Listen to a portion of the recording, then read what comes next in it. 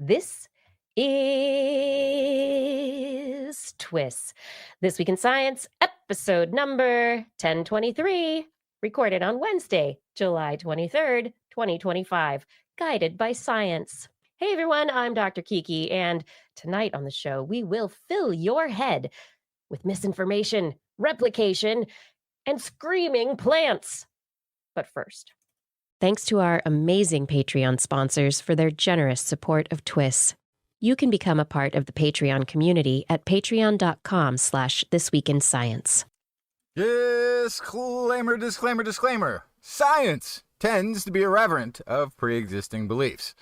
Overturning the Earth-centric universe with one that centers around the sun upset thousands of years of well-reasoned observations and many mythical contemplations. Later discoveries showed that the sun itself is moving along a rural stretch of a spiral arm amidst billions of stars in the Milky Way galaxy, and a universe brimming, frothing even, with trillions of galaxies, firmly upending any concept of humanity being at or even near the center of anything. Archaeological anthropology has also gained an especially irreverent reputation, as there is scarcely an origin story of any culture on the planet that has not been amended or completely refuted by its findings. Scientific irreverence also applies to the field itself, when new evidence emerges to question long-accepted interpretations, including those once presented as prevailing frameworks. Science updates its knowledge, overturns those well-reasoned, well-found assumptions. Real knowledge is never gained by being right about anything. It's earned through methodical seeking of truth, wherever it may lead. And seeking that truth is likely what led you here to another episode of This Week in Science, coming up next. I've got the kind of mind that can't get enough. I want to learn everything. I want to fill it all up with new discoveries that happen every day of the week. There's only one place to go to find the knowledge I seek. I want to know what's happening. What's happening? What's happening this week in science? What's happening? What's happening? What's happening this week in science? Good science to you, Kiki. And a good science to you too, Justin, and everyone out there. Welcome to another episode of This Week in Science. We're back again to talk about, all the science that we want to on this show that we're doing with you right now. Thank you for joining us. The show is full of magical, wondrous, bounteous curiosity and maybe some misinformation. Oh my gosh. Oh, that's my favorite. Yeah, we're going to be having an interview tonight discussing misinformation with Dr. Matthew Facciani in just a minute. And of course, on this week's show, unfortunately, we're missing Blair tonight, but I brought some great stories. I am paying homage to the Animal Corner with the things that moths pay attention to when deciding where to lay their eggs. They might not like, loud noises. We'll find that out. Additionally, I have the brains of friends, the things we remember. Oh, we should give those back. No, they're mine now. Now I'm very suspicious about why Blair is missing. I have a jar full of Blair brain. No, I do not. But tonight on the show, I have brains of friends, the things we remember. A potential rewind button for brain damage and some replication. What do you have, Justin? That would be very nice. I've got not so ancient Australians, after all, maybe. Oh, I've got a secret of the Stonehenge blue stones revealed. And why taking blood pressure medicine at night might be better at controlling it during the day. Interesting. We always know circadian rhythms are in involved places, but It's very involved in this one. I want to know more. He's out. I want to know He's out. all the things I can do in the daytime and the nighttime and when they're going to work perfectly so I can have the exact right schedule, Justin. I need to know. All right, everybody. As we jump into the show right now, I want to remind you that subscribing to the TWIS podcast on your favorite platform or helping a friend do so if they have not already is just going to be one of the best things you can do this week. Additionally, you can find us on YouTube, Facebook, and Twitch. Look for TWIS Science, This Week in Science, or TWIS, TWIS. You can also head to our website, twis.org, where you can get information, show notes about every episode, the show, the hosts, find ways to subscribe as well. And, just remember, we try to be here as often as possible, usually Wednesdays around 8 p.m. Pacific time if you want to catch us live on the interwebs. Dun, dun, dun. And now, without further ado, we ready? Are we ready to jump into the science? No more ados.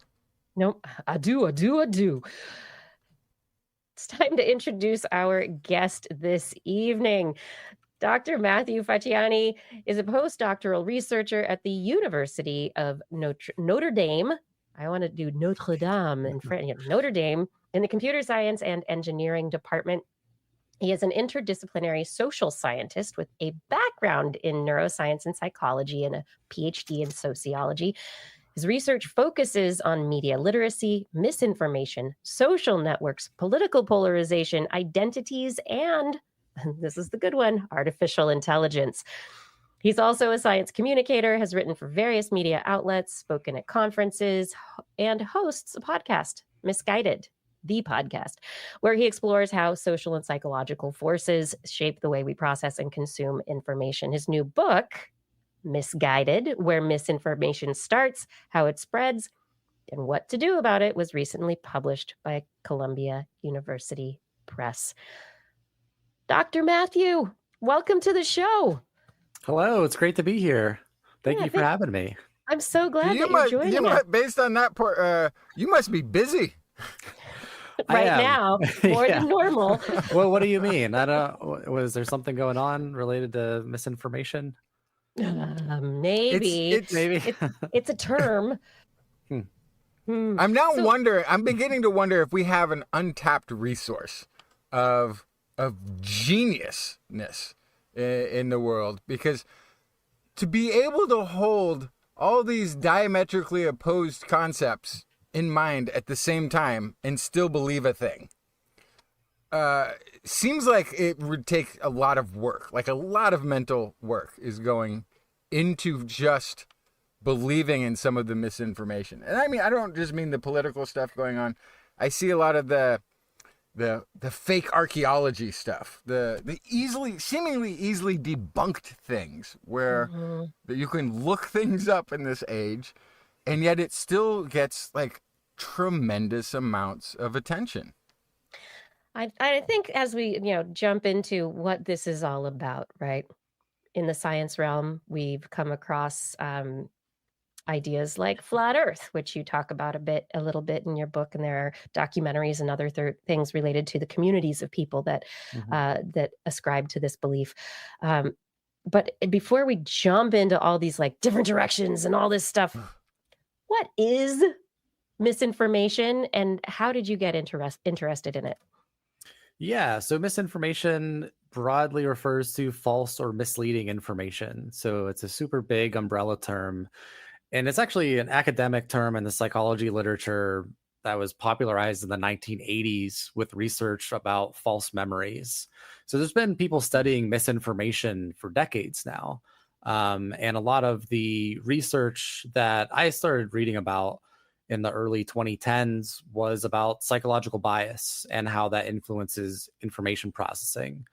So my background's a little weird because I changed majors in graduate school, which is not very typical. But I was a neuroscience PhD student, and then I switched into sociology and finished my PhD in that field. And I was at the same university, so some of my credits and stuff actually transferred. but it was an interesting journey, but a really cool journey because I was able to have that background of cognitive neuroscience and psychology and thinking about how the brain processes information, but then also studying how all these social elements influence our beliefs and attitudes. And that's really the perspective I take when I study misinformation. I am trying to understand how these social forces influence how we process information, and then what we can do about it to become hopefully more objective and more accurate in how we respond to the information we're exposed to. What I love about the way your journey has led you to where you are is that, you have this kind of the understanding of like the underpinnings of the brain, right? How it works. And now you're looking more into, okay, let's look outside. What are the social pressures and how does that influence what happens inside? So the feedback loop of self, society, or culture, and how that all works together. But is there like the misinformation, it's misguided, right? Is different from disinformation. But do we need to worry about or think about what is misinformation or disinformation on a daily basis? Is that even something people need to understand? I think so, because disinformation refers to intention. So intentionally trying to mislead someone and spread falsehoods. So when we think about where the misinformation, big umbrella term, where this all comes from, we can think about the people who spread it and have incentives to spread falsehoods. So when we think about like big picture, macro level, our information environments, it's important to also think about political incentives, for example. That's a big one, or economic incentives. And I think that can help us understand the supply side of misinformation and disinformation. And I do talk about that in the book, but I mostly focus on the demand side of it. Like, why are we susceptible to it? Why do people seek this out? And how all those processes work on both an individual level, but then also looking at community levels and then institutional levels as well. So in the sense of the misinformation, it's like this is like here on the show, maybe I misstate something. Maybe I don't accurately report a news story related to science. But the intent was to be accurate, but I made a mistake. Right. Is that spreading misinformation? And then if people take what I say and spread it further, is that then the spread of misinformation? Versus I want to make money off of nutritional supplements. And so I tell a story about the science of how they work. I make it up. Right. That's a great example. So yeah, if you misunderstand something and you tell a friend about something, maybe supplements, like maybe you read something and you think that, hey, this supplement I think could help someone, so I share this information with them that's not evidence-based, it's not backed in reality. That's just misleading, false information that anyone can fall for. The disinformation side of it is, okay, I want to make money, and I know if I tell people this pill will make them feel better, they'll buy my pill. So I'm going to intentionally mislead them. The tricky thing is with the people who do this, I think sometimes they kind of deceive themselves and they kind of want to believe it's true. So that kind of there's like a incidence. So it gets is there a little wavy gray area there somewhere? Like it's disinformation. So for instance, flat Earth was Russian propaganda. It was like a flag. It was a test case to see how easy it would be to get people to believe something on social media. So like in the 2000s, this thing kind of has a little group of people who talk about it sometimes. So we are going to serve disinformation. We're going to create these accounts and talk about the reality of the flat Earth that we live on. And that was propaganda. That was lies. That was disinformation. And also, why don't we call disinformation lies and propaganda? It seems better. It seems more straight ahead. And some people do use those terms, so it gets tricky once you dive into which terms people prefer to use. You can't call it. It used to be called propaganda. but they changed it. Now it's called news. No, now it's called public relations. Oh, right. The U.S. government had a Department of Propaganda, and the same. Bernays. I can't remember his first name, but he was Freud's nephew through marriage. Mm-hmm. Oh yeah. He started the whole. But he was working marketing for the Department of Propaganda and started to realize, like, after the war, it had a bad connotation, so turned it into public relations. And so all of these public relations firms that we have today, you can imagine, is just rebranded propaganda. That's what their title is. So the propaganda of flat Earth was spread on social media, and then people came together. They started listening to it. They were susceptible to the disinformation and then started sharing it and turning it into a whole thing that they believed. Mm-hmm. And so they weren't knowingly spreading disinformation. In that case, are the people who are part of the flat Earth community, who share this information, who try to talk with other people about it, who truly believe that we live on a flat. Are they then misguided and spreading misinformation? Yeah, I mean, from their perspective, they think they're sharing accurate information. So I think it's important to unpack like why we have these motivations. And when I talk about in the book, I cite this great documentary, Behind the Curve, that does interview flat earthers and describe their perspective and importantly their communities. And I use them as an example because I think it helps us understand something of why we would believe something that most people would consider to be obviously false, that the earth is flat. It's like, okay, like how could anyone believe this? And then I describe in the book, well, it's like, okay, so if the earth is round or flat or hexagon shaped, that really doesn't impact your day-to-day life all that much. But if all your friends and your social support system is involved in believing that the earth is flat, then rejecting that belief actually will have a big impact on your day-to-day life. So it's important to think about how these communities and the beliefs and meanings associated with those identities and communities have a strong impact on our motivation to process information in a certain way. So thinking about the psychology of it from the social perspective of belonging, group identity, there's all that cultural, social influence, but are there also like brain types, or like are there genotypes? Are there certain personalities that are more likely to believe misinformation?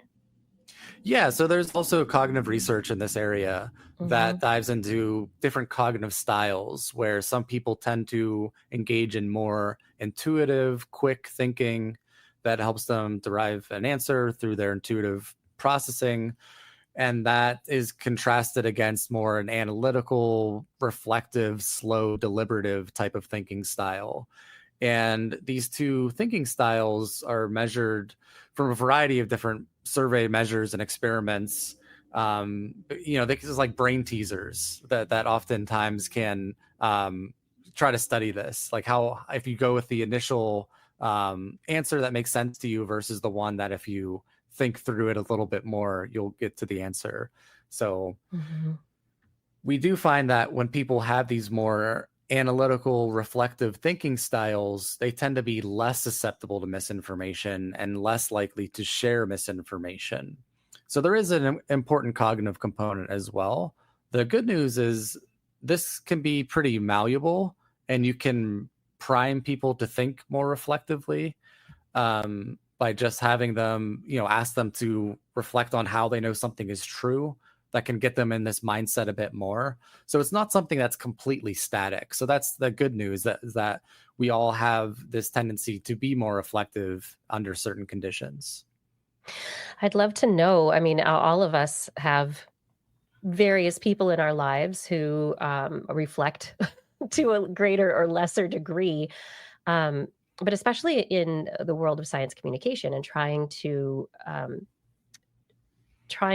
correct misinformation in people's minds. Is there, have you come across like, I guess, really best practices or ways to really talk with people. I mean, you talk with people, right? You get to know Mhm. them. Don't make Mhm. them feel like, you think that? What?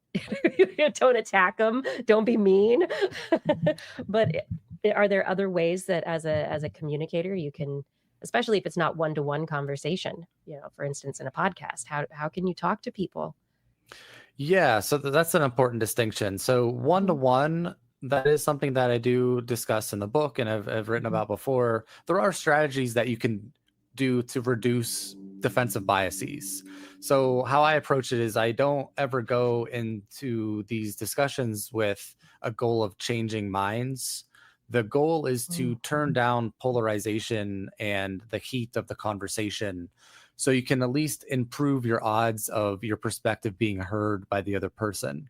Like that should be the goal, is having that information actually be absorbed, because a lot of times if people have these really strong defensive biases mhm, because, for example, the information you're presenting conflicts with a really strong identity that they have, they don't even listen to it. It's just immediately is rejected. So you can at least have the increase the odds in your favor that they'll at least listen to it, and then maybe they'll reflect on it and change their mind down the road if they decide on it.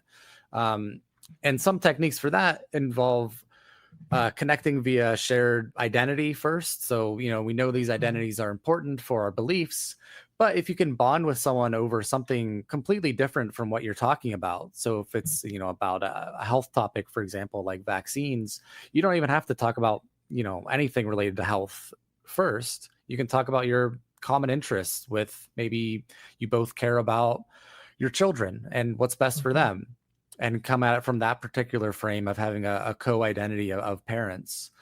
And then once you start talking about the topic, you can start trying to understand where they're coming from and reframing the conversation in a way that is consistent with the stuff they care about. So if they're skeptical of vaccines, for example, why are they skeptical of them? Is it the financial motivations of big pharma?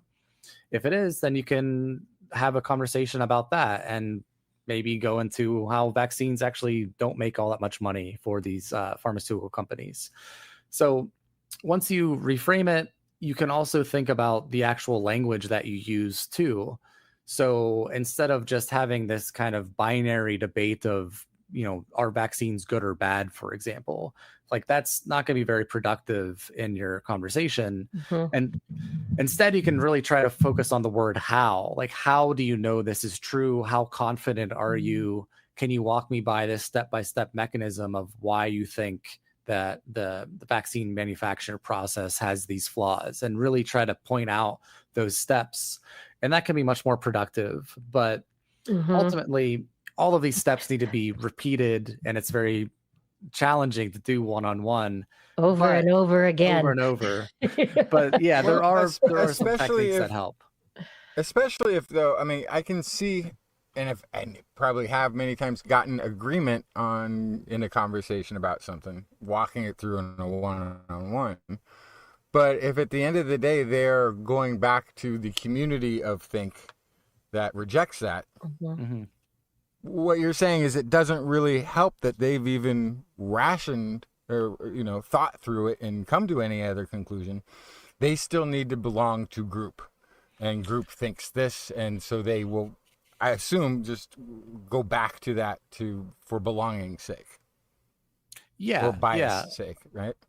sure. I mean, a single conversation, especially like, an online conversation with someone is not going to be super productive and make a big dent in how they think about the thing that you're talking about when you're contrasting it against their community and their information ecosystem that they're in. So mhm, that really speaks to the importance of having people diversify the identities within themselves. So not all of their self-esteem is derived from this narrow set of identities. So again, to take this extreme example, let's say you have, your political identity and you have a very strong like contrarian identity, and those are the only two identities you have that you care about. So you're automatically going to reject what the medical institution says to you because you want to be contrarian, and then your political identity is also against medical institutions. So that's 100% of your self-esteem is being dependent on rejecting this information.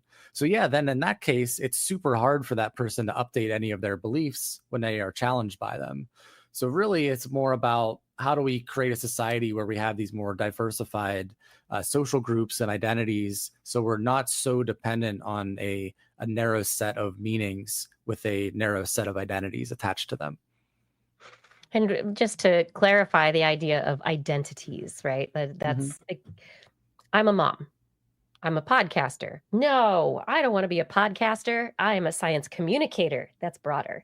Are the identities, are they labels? Are they the contextual or the conceptual aspects of, how we see ourselves belonging in the world? Yeah, great question. Yeah, so to define identities in the sociological literature, we refer to identities as a set of meanings. And these set of meanings that are attached to social groups we belong to, roles that we have, or unique characteristics that define us as people. So, yeah, a mom could be. It could be several things. It'd be roles that you do as a mom, but also maybe you belong to like a mom's group. So maybe that's a social group. And then as a science communicator, that could be a role that you're adhering to. Maybe you think of yourself as like a curious, skeptical person, and that's a unique characteristic how you view yourself. So yeah, when you evaluate information, you're viewing it through these lenses of how do the identities that I have, am I acting in a way that is supporting the meanings attached to them or not? And there's this feedback loop of, okay, am I being a good mom? If I am, then yes, that makes me feel good. And I will keep being a good mom because I want to get this self-esteem boost. Or it's same thing with science communication or any of these identities, with this constant feedback loop of wanting to adhere to those meanings.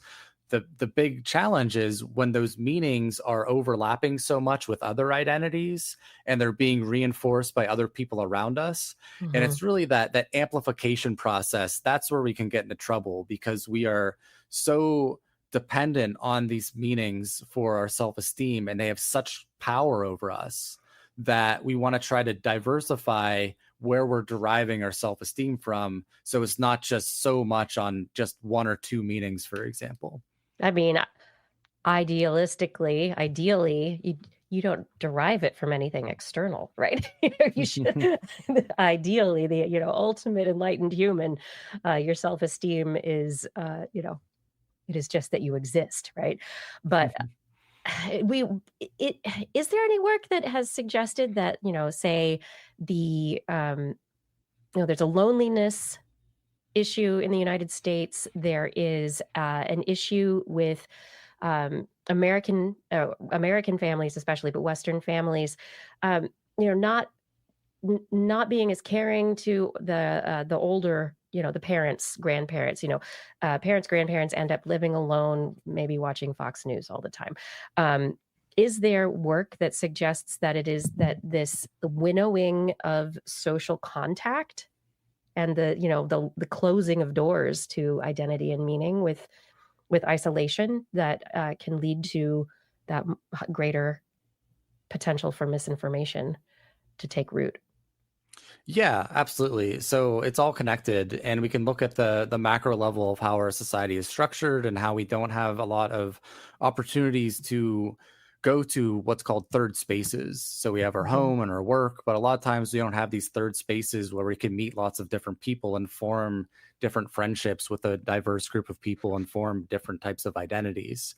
Your bowling club. Yeah.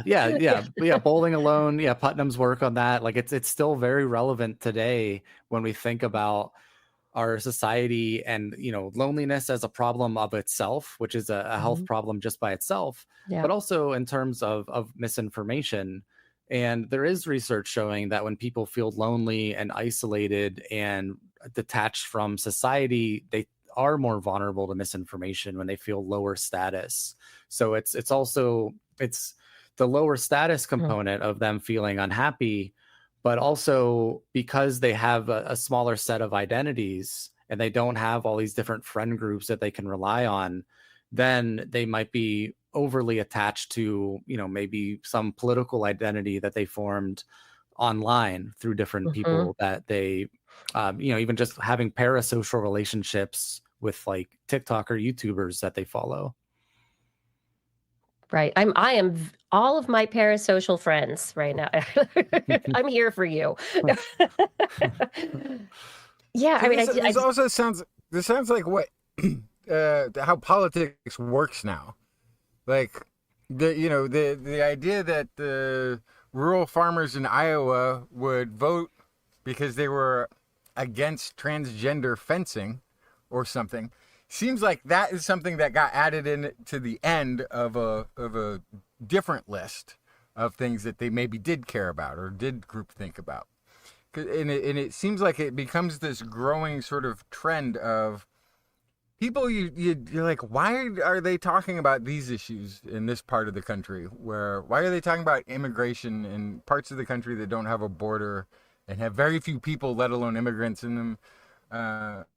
It seems like they get combined into their group with all of these different things that they then start to identify with issues that haven't actually affected them. And it's very curious because then from what you're telling me, this is how isn't it the politics wedge is issue? grown. Is it's all wedge issues, but you're adding them alongside a group issue that they might care about or something that is, in their culture already. But by adding a couple of other things and making it this larger tent of identity, then they start to believe things that they might not have ever even considered in their frame before. So that biasing of thought. There's this weird conversation I've had, I think 50 times now, where somebody has told me that California's gun laws have resulted in, in more gun deaths than Texas with its low. And then I always have to go pull up the data. Mm. Here it is. You look Actually, them. Look it up per capita, and it's much, much, much lower in California than it is in Texas. That's the fact part. But for some reason, everyone who's into guns or pro guns has that locked. And I don't know if the battle then with good information versus misinformation. They may have heard that once and locked it in. Versus no matter how many times they hear the other, it may not change it back again. And I don't know how much of that is just choosing the information that fits your view, what you want the world to be, or if it is part of a groupthink. Like, okay, I see there's the actual data, but all of my friends think this, and I'm going to continue. Yeah, it's a few different things. So, the signaling to your group identity is definitely a big part of it. The media information that you consume is also a big part of it. And then also the sources of information that you trust is a big part of it. So if you pull up some scientific study and someone doesn't trust science or scientists or that particular institution, then it doesn't matter what facts or logic you use on them. They say, well, that group is against my group and I'm not going to listen to what you have to say. So that really dives into a broader question of trust and what that looks like as far as rebuilding trust in these scientific institutions. And in the chapter in your book on identities, you bring up identity protective cognition. Is this kind of the same as willful ignorance? Which I think is kind of what Justin was like. There's this concept of just, choosing, like it willfully ignoring information that has been given to you. Yeah, I mean, you want to protect yourself. It's like from a psychological perspective, it's rational to want to protect yourself and avoid discomfort and pain. So, we can understand this from a psychology lens that, like you don't want to feel things that make you feel bad. You don't want to, get upset and get depressed. And a lot of times we avoid pain when we can. So this is just like another component of that is, okay, this, for me to really grapple with this means I really have to challenge a lot of these beliefs. And then those beliefs are attached to identities, and those identities are attached to communities that I care about. So it can be really painful to grapple with something that's going to completely shatter your sense of self. So again, this goes back to that point I Mhm. keep talking about the diversity and the how broad your identity structures are, so you can handle some challenging information sometimes, and it doesn't feel like a complete personal attack on who you are. Yeah. Yeah. I have to know, do you think, misinformation, it's not like it's a new thing, right? Mhm. Misinformation is just it's just sharing stuff, it's stuff that's not quite right, right? Mhm. So, but is it social media? Like, is it social media's fault that that we're in the predicament we're in, or is this just, is this Machiavellian political maneuverings, that people have in PR have thrust upon our society? Yeah, I mean, there's always been misinformation. There's always been bad actors exploiting these processes and spreading disinformation. Social media does amplify it and accelerate these processes. And again, when you think about those identity structures, you can think about how easy it is to find people who agree exactly with you and whatever Mhm. topic it is, and then have this narrow group of people that you follow, and then you reinforce each other through this like mutual verification, these mutual spirals of misinformation. And that's really the challenge. Is it's like one thing, okay, we have political identities, we've always had political identities, but then it's another thing when you can go on and you can find a bunch of people that fills up your entire social media page that think just like you do on a particular topic, and you're all supporting each other and saying, yeah, we're the smart ones, we're good, it's us versus them. And you can see just how powerful that is. Whereas before social media, it was hard to find 10 people who agreed with you exactly on a particular topic. So it's not so much that social media is like adding in something new, it's just like amplifying and accelerating these existing processes. And there's Yeah. something interesting about that I'm almost questioning now, which is, do they actually believe it? In that, like, there seems to be this really fine line between, here's a group of people who actually believe this, to, yeah, but we have our tribe and we don't want to be wrong, so we're going to defend it whether it's Mhm. true or not. Like, almost like we're in on the fact that we're going to sell this information together now. We're like, sort of like the misinformation that you might have bought into. And after you're part of the community, you're like, well, okay, now I'm part of disinformation, but that's going to win, right? Like, there's this weird, like, imbalance in it. You can see it flowing sort of through social media postings and that sort of thing, but it becomes really prevalent at the highest levels of political office nowadays, Right. where politicians are switching their views completely from something they've said just a couple years ago to fit a narrative. Yeah. And that the followers fit that narrative. I don't think that they've changed their beliefs.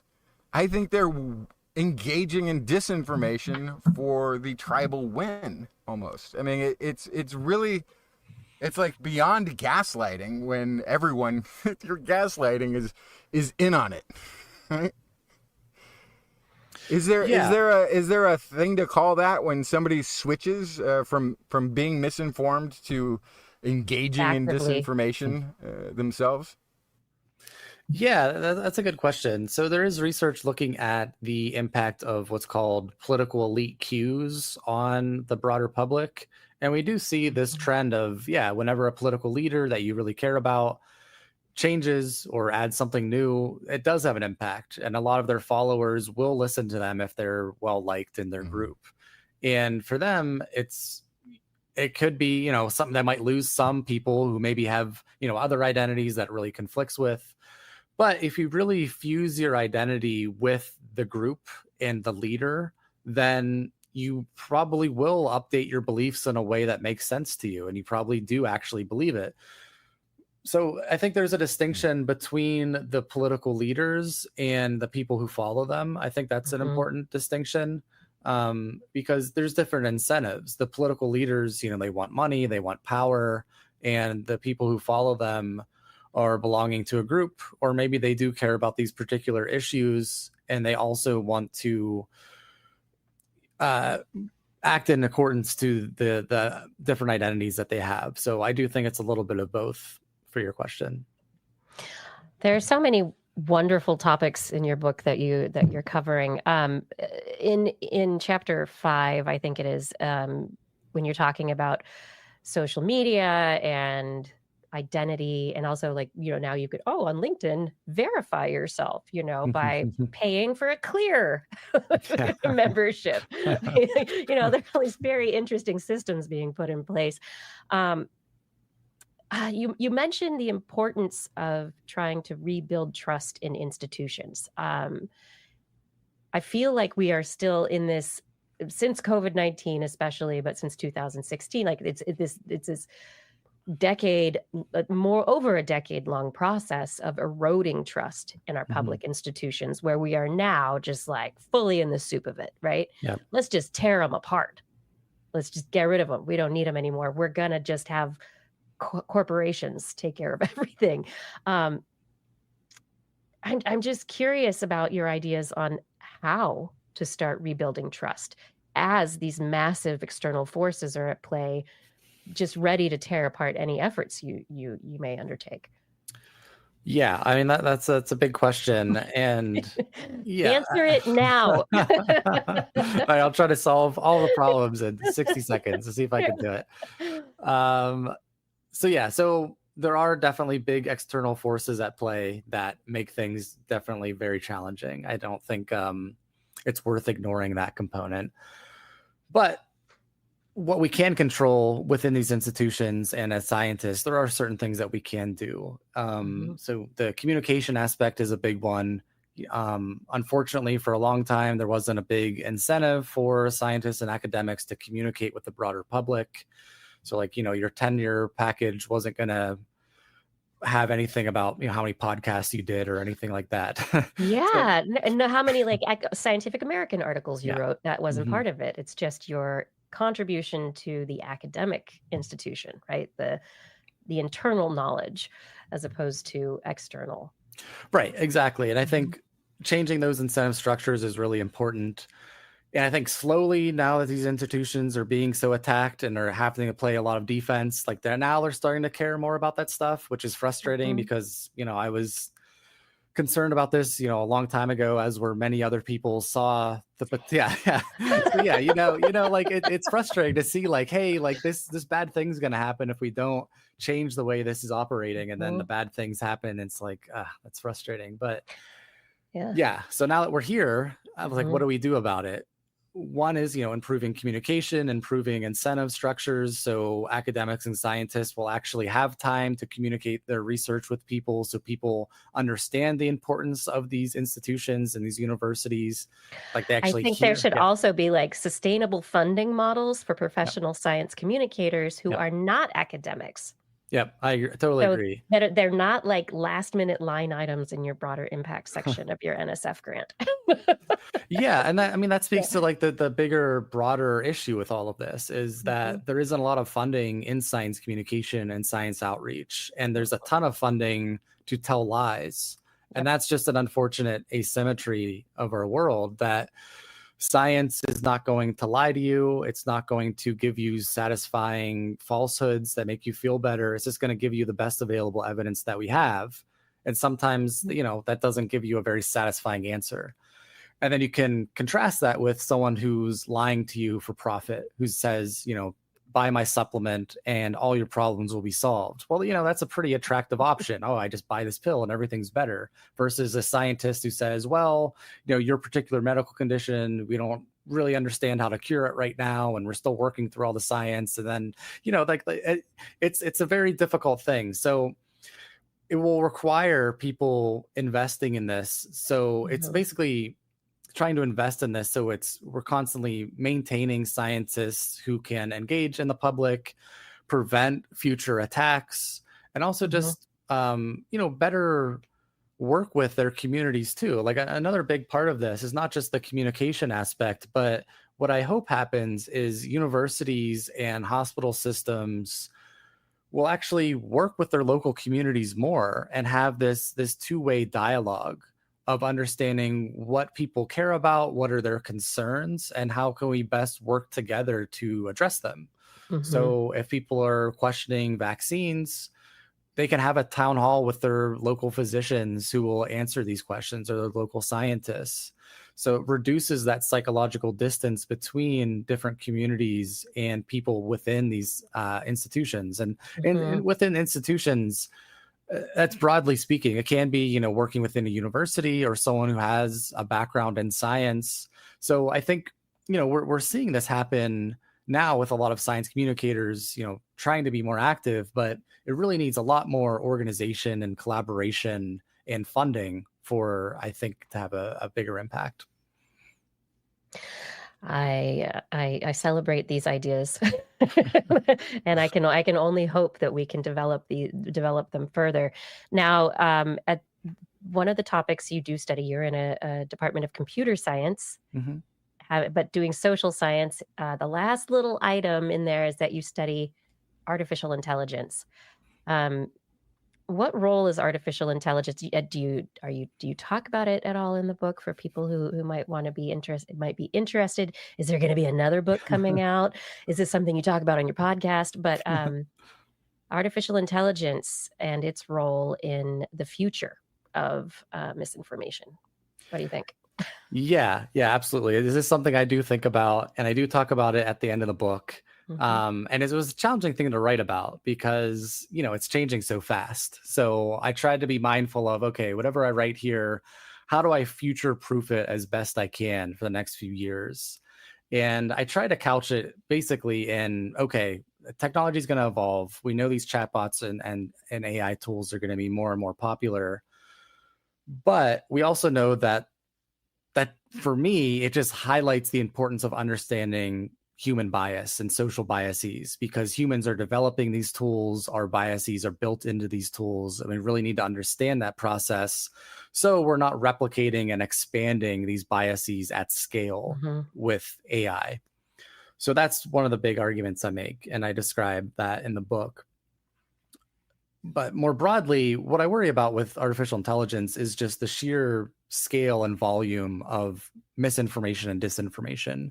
It's just so easy to promote falsehoods online in a way that is really well written, in a way that wasn't before, and with these large language models and the hallucinations that they experience, I mean, they're learning from themselves. They're getting positive reinforcement from users who do not necessarily know the accurate facts. And so the misinformations that they may report get baked in to their knowledge matrix, right? So suddenly misinformation becomes part of the knowledge base for AI. And isn't that it shouldn't, but it is. Is it? I mean, what is? I don't think that they're. I think somebody had maybe Matthew knows better than either of us. but it seems like they're trying to keep that separate, because that was a problem in some of the early rollouts, right? That training it on people's text messages or what have you, or chat rooms, became a real problem as they became virulently racist or crude. Right. Go ahead. Yeah, so the training data is critical. So I think that's a really important perspective to have, is like, okay, these large language models are being trained on various types of data, like huge amounts of text data. And it's like, how are they weighting this data? What data do they include and exclude? Like, you can see the differences, as we saw recently with Grok and X. Like, when you tweak the training data, you can have to be tweaked only to like your prime leaders, like ideologies and tweets. Yeah. So we see just how sensitive it is. So I think that's the interesting component of it. Like, beyond, that particular example, it's just like you kind of veer into the black box a little bit of these algorithms and these training sets. And there's some research diving into this, looking at, okay, all it takes is like a little bit of, misinformation, however you want to define that, and it can completely change what answers the chatbot will give. So what I think is really important is these companies really need to be super transparent and share their data with independent researchers. Now, that's a big ask, but that's what I hope what we can advocate for. And there was this bright shining spot for a while when Twitter's API was completely open to researchers, and it seemed like we were there. It was this golden period of social science research of things happening online, of trends, of tracking networks of individuals who were working in certain realms. But this is how do we convince? I mean, this is the next step. It's not related to your misinformation book at all, but it's, the next level. How do we convince the corporations to have these collaborations, to allow researchers to access the data, that it's going to be beneficial to them in the long run, when really they want to keep their little silo and, sell all those informations to all of your personal information for $50 a month to or whoever. Yeah, I mean, that's the big question, right? It's like, how do you put pressure on these companies? And part of that is awareness of the public, so we can, ideally we would have people realize the value of transparency and accountability of these companies, and then they would go to their local representatives who would put regulatory pressure on the companies for them to do the right thing, as opposed to just solely caring about shareholder value. That's a tough. Hang on. Oh boy!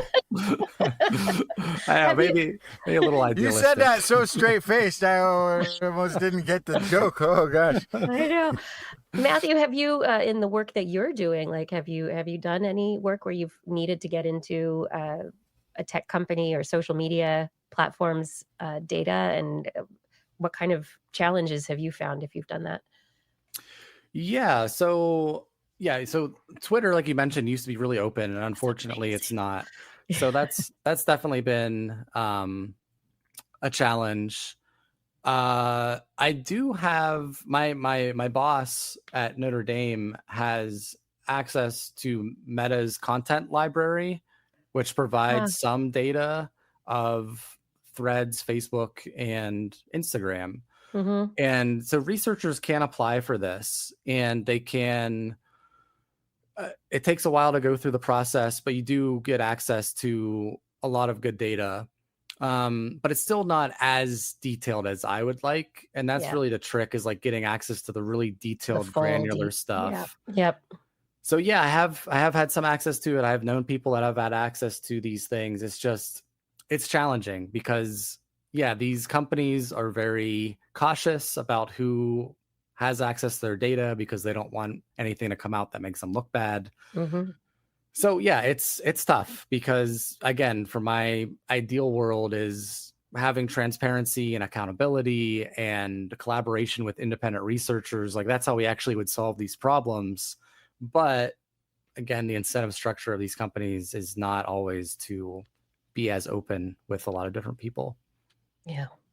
No, and I think the problem is not obvious to everybody, but the same way that our medical data is kept anonymized and secret and only really supposed to be used, get access to for doing research purposes, that sort of thing. Your medical data is not being sold to leverage products at you or to influence your political views, that I'm aware of, at least.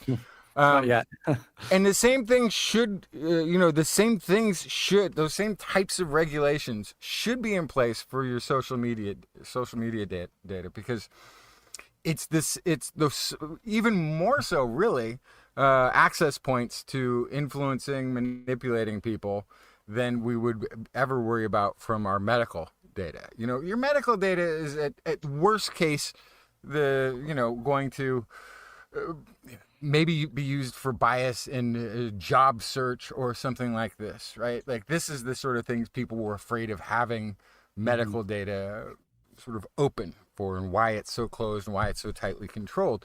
Oh my goodness, the amount of manipulations and biases that can be applied against you for whatever political or economic reasons through all of Mm-hmm. the sharing you do on social media is tenfold the exposure that you would get from having your medical data,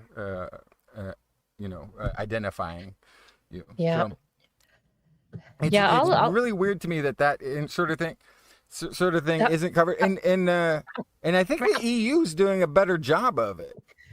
they're trying. They're definitely the EU is definitely Making, trying. Yeah. But it's still all of this information management. You talk in the book, and this is something that I've been a supporter of for a while, is media literacy. Mm-hmm.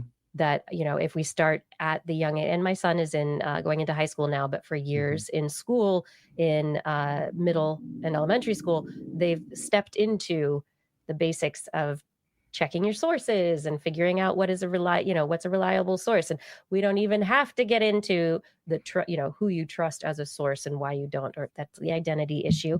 Mm-hmm.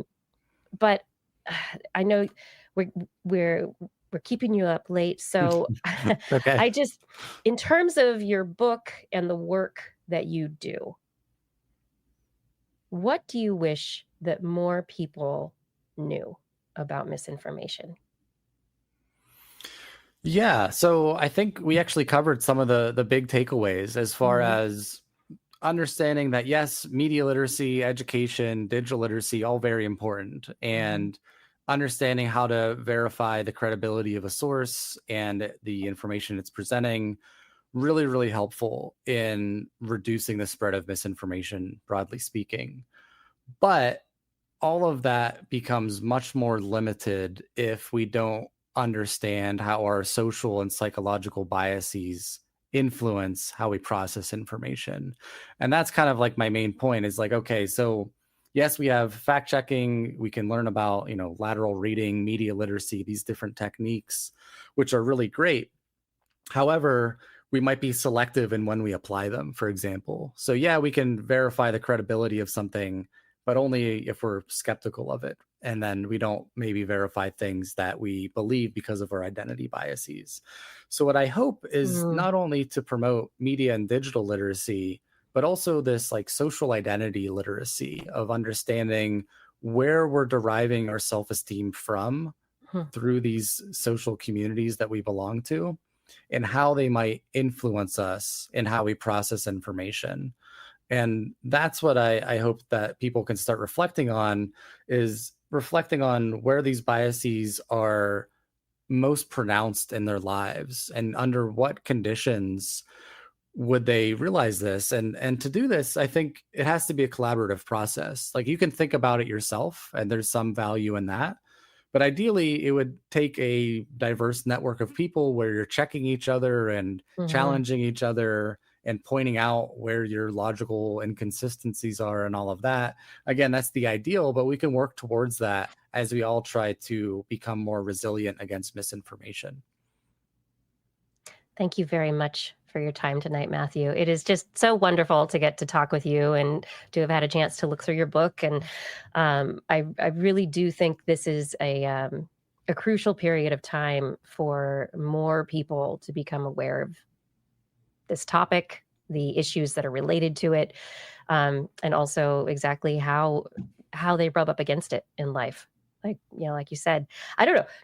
There might be a Venn diagram here of the people who would read your book and the people who would be willing to go into that self-assessment space. Mhm. To, like, to Yeah. be able to take the time to go, how is my social circle impacting me? Yeah. I hope so. And I hope to reach people, beyond that Venn diagram as well. I think that's really the trick, is expanding this so it's something that we all care about, because we're all influenced by our information ecosystem and how people respond to it. So again, hopefully this is something that we can talk about and create more social norms to reflect on Love these it. identity biases collectively. I hope so. I'm not affected by anything. I only get information from my Google News feed. That's it. I'm not affected by anything. No. And the chat room Yeah. is saying they don't want to rewind to the beginning of the show. What is the title of the book? I am bringing it up right now. I was just going to ask Matthew. Yes, where can our audience find you and your book? Yeah, so my book is up there. Yeah, Misguided, about misinformation, where it spreads and what we could do about it. So you can find it on wherever major, all your major book resellers, Amazon, Barnes and Noble, but also local bookstores. So you can actually request it at your local bookstore if you want to support them. So I definitely would advocate for that. And I have a podcast also called Misguided, along with my newsletter, where I interview people in this space who do this kind of work from various different angles. So it's really cool to kind of keep up with this ever evolving landscape. And then I also write about social science research that I find interesting and I think other people find interesting, both from my own research and other people's research on my newsletter. So yeah, if you're interested in following that, Misguided is the brand that I'm leaning into for my podcast, my newsletter, and my book. I'm also on social media. I'm probably most active on Threads, but I'm also on Blue Sky and Instagram, where I talk about this stuff as well. And are you as your name, just your name on Blue Sky? Or... Yep. Yeah, Matthew Facciani. So thankfully having a unique name helps me so that I don't have a lot of people to sort out. It's usually the only Matthew Facciani in a lot of places. Yeah, no matter where I go, there's at least 20,000 other Justin Jacksons. I haven't found too many Kiki Sanfords or Kirsten Sanfords. I don't know. There's not too many of me. But yes, Justin, sorry you're in the out group here. But once again, Matthew, thank you so much for joining us for the evening. It has just been really wonderful getting to talk with you about your book, about your research. And I do hope that we can chat with you again at some point in time. And I hope you get a good night's sleep. Great. Thank you so much. It was great talking with you all. Thank you again for having me. Thank you. Absolutely. Have a great night. Thank you. Thanks.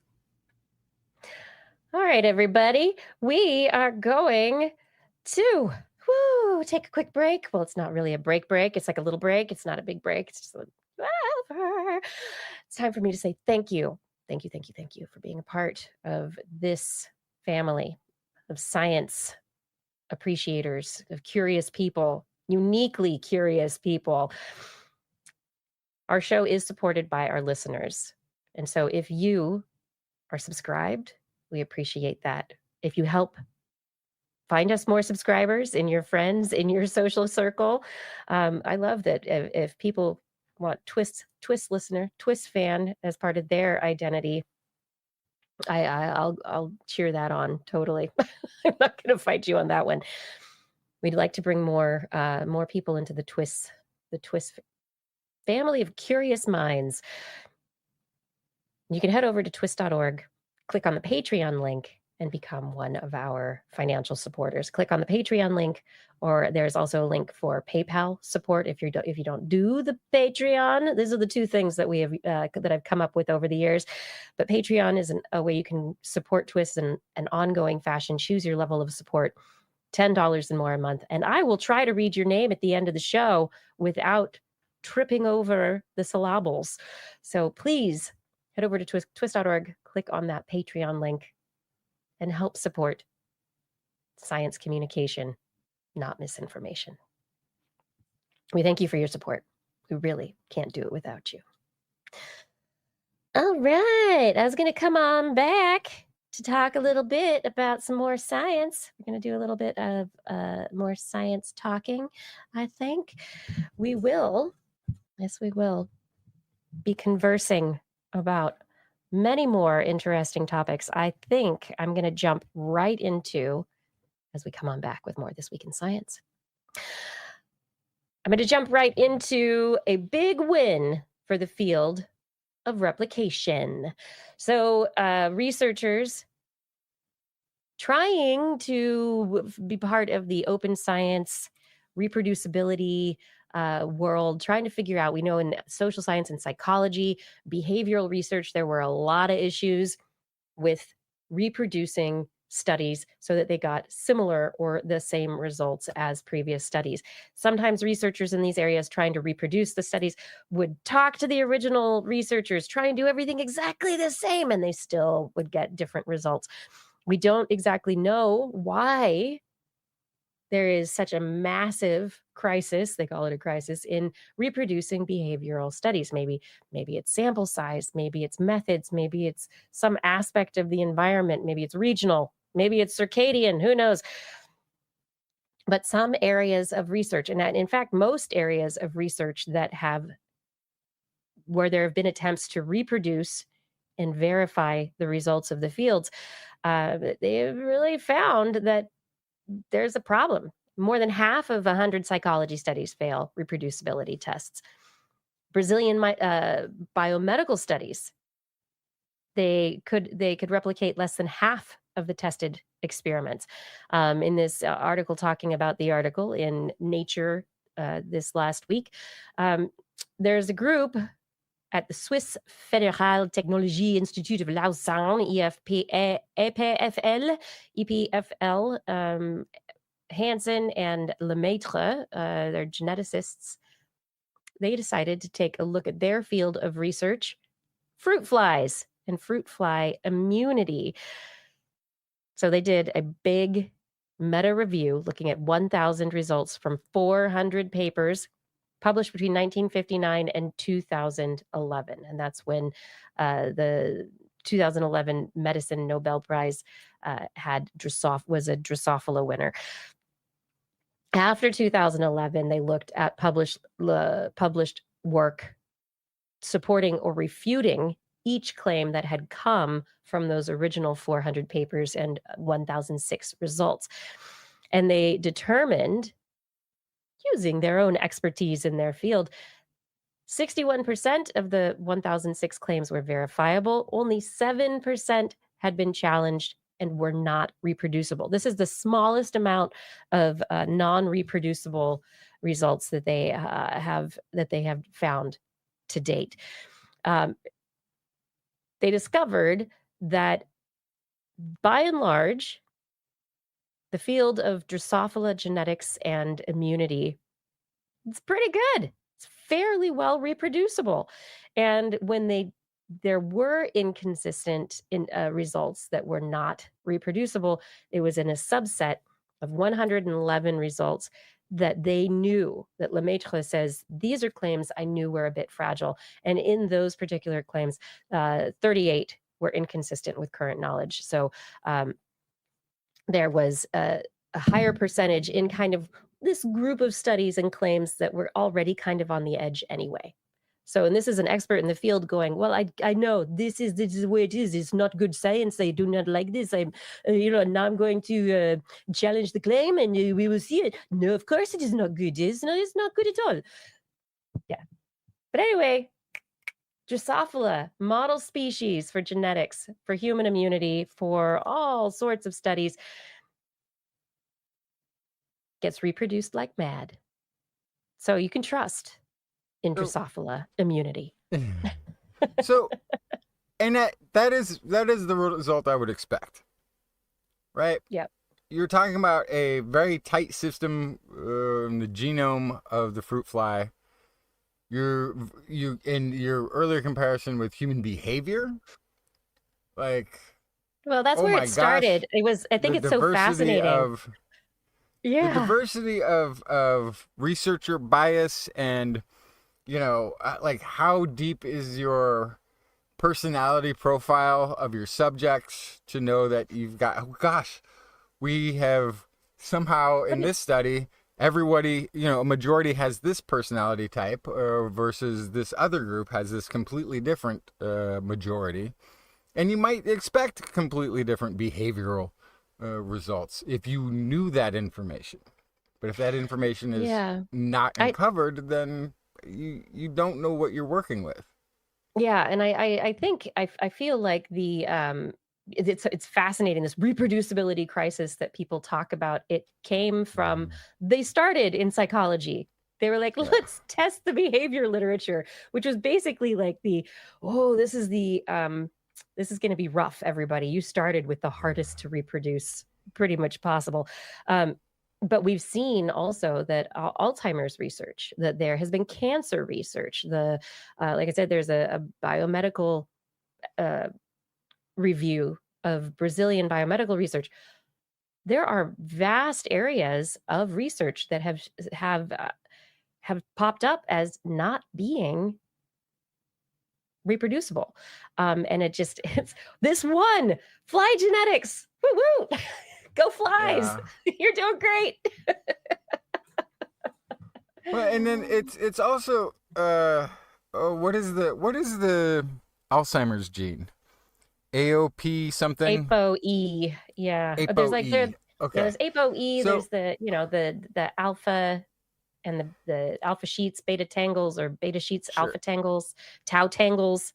Yeah. So ApoE is a really interesting example to me, because here's a gene that we have that is correlated with risk for Alzheimer's. Like strongly correlated. We can look at this and if we say, okay, yes, if you have this gene, you have X-fold chances of developing. The gene and the protein that it creates have no causal effect. It is not. This is sort of the frustration that has been going on in Alzheimer's for so long. Is that the thing that the biomarkers that they have had don't do anything if they're removed or if they're countered. They're not causally influenced. They're being caused, or they're part of the larger system of differentiation that is involved. That's a great marker for showing risk, but no matter how much research you do on that gene, the proteins that's creating aren't participating in the actual disease. And so it's like a really frustrating thing. And even some of the plaques, that's like, well, even when you counter the plaques, you still have the inflammation in the brain that's causing a lot of the neurodegenerative issues. So it's not just that either. It's a whole system. There was actually a study I didn't bring, which is a Justin thing to say. It is. I didn't bring the study, but now. Well, I should look it up, because we were talking that we're Don't on this. spread misinformation, man. Right, but this is it's a Gates Foundation funded group. The Global Neurodegeneration Proteomics Consortium, GNPC. They went through looking at all these past studies and sifting through 250 million plasma measurements, and they found 5 proteins that consistently match the ApoE4 carriers across Alzheimer's disease, Parkinson's disease, dementia, and what is this word? Amyotrophic lateral sclerosis. ALS. Yes. ALS. Use the acronym. Yeah. Thank you. So they've this is just breaking news from the past couple of weeks. This consortium has published that they found these new 5 biomarkers that are linked across neurodegenerative diseases and the ApoE. So even though we've been doing all this research for decades around ApoE, around the plaques, and trying to get that sorted out, and coming to ill fruition, just discovered is these 5 more targets or more things to inquire into that are consistent, not just in one, but across neurodegenerative diseases. And again, that doesn't mean we found a causal. It doesn't mean anything, really. It's just correlative still. But it's a big signal, right? That all of our looking was missing through lines. It was missing connecting threads. Yeah. And so these things can improve now that we have that more information to tackle it with. But that's part of the problem, and a lot of the consistency is, are you missing something? Like nutritional studies that didn't take into account the microbiome, or don't take into account the ill effects of a processed food, are going to, until you have identified these things that need to be considered alongside your main thrust of your study, you're going to get inconsistent results because you're missing part of the picture. And that's what science is always trying to do, is complete that picture so that we're not missing that through line. Narrow the scope, understand the through line, make sure you know all the parameters. I mean, it really is. It's like, but the biology is messy, right? So it's like, okay, who has this particular genetic variant? Who has this? Why is this the way that? There's a story that was published back in March, but that got some new coverage this last week, related to imidazole propionate, which is a compound that is released by bacteria in your gut. And the bacteria in your gut, and this imidazole family has been under study for a while for its impacts metabolically on the body and our physiology. But this particular study, we've been looking at atherosclerosis, right? So the hardening of the arteries, right? The buildup of plaques on the inside of your arteries. For years, it's been like, oh, you want to, it's like, got to have the good cholesterol, not the bad cholesterol. But then some people die of heart attacks who only have good cholesterol. And why do they have plaques and atherosclerosis if they've got such high good cholesterol levels and low bad? I lived exactly right. I did what I was supposed to. What about this particular paper directly linked the imidazole propionate that is produced by the bacteria in your gut to the buildup of plaque through inflammation in the inside of your blood vessels. So the bacteria are in there, and life changes, stress, diet changes, whatever, it can change the bacterial makeup of your gut and lead to more bacteria who produce this particular type of compound that produce the imidazole.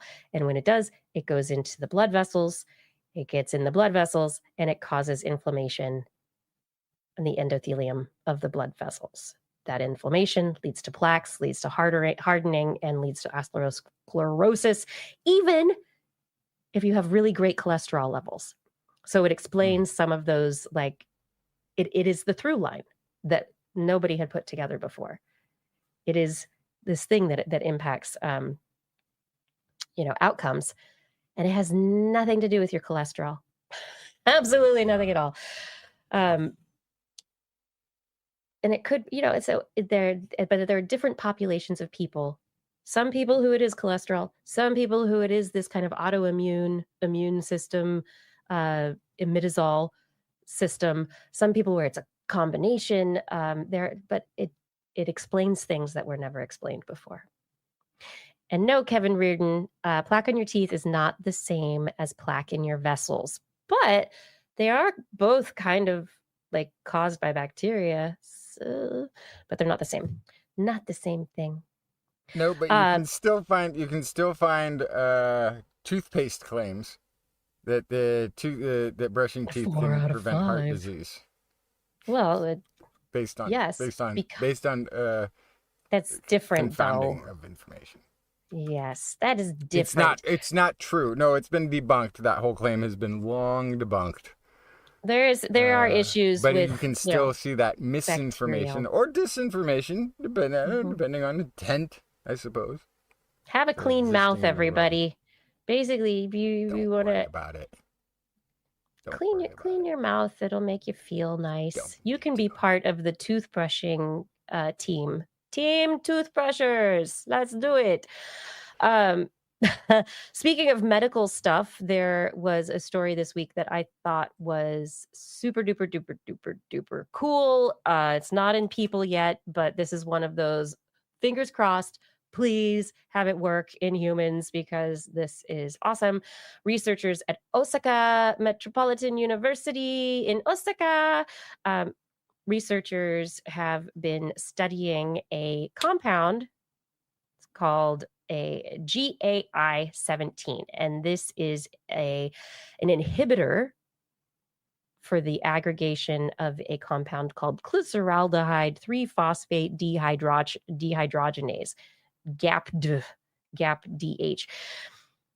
So GAI-17 stops GAPD from building up and from aggregating. They gave it to mice that had acute strokes. They gave the mice strokes. Yeah. And they weren't strokes. cute. They weren't cute strokes. I mean, yeah, no, I know that joke. Yeah. It's a mouse, so it's got to be acute. Anyway, this compound that they have created worked successfully even when administered 6 hours after a stroke to reverse damage to the brain, to the neurons, to the blood vessels in the brain of the mice.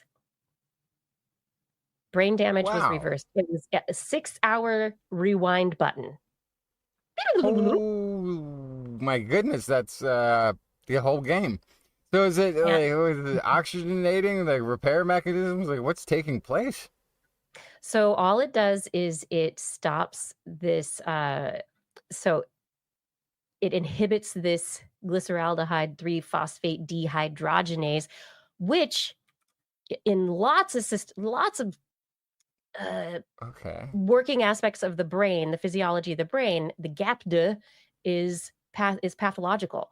When you have aggregation of GAPD, you have issues with your brain. It's lots of GAPDH, not good. They made a compound that stops GAPDH from building up, and it can actually lead to reversals in damage to the brain.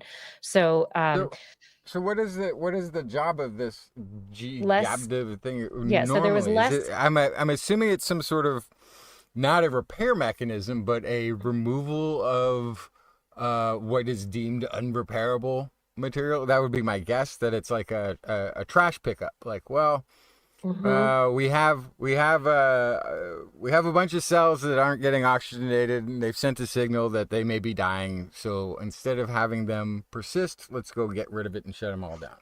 It sounds like an external apoptosis mechanism kind of a thing.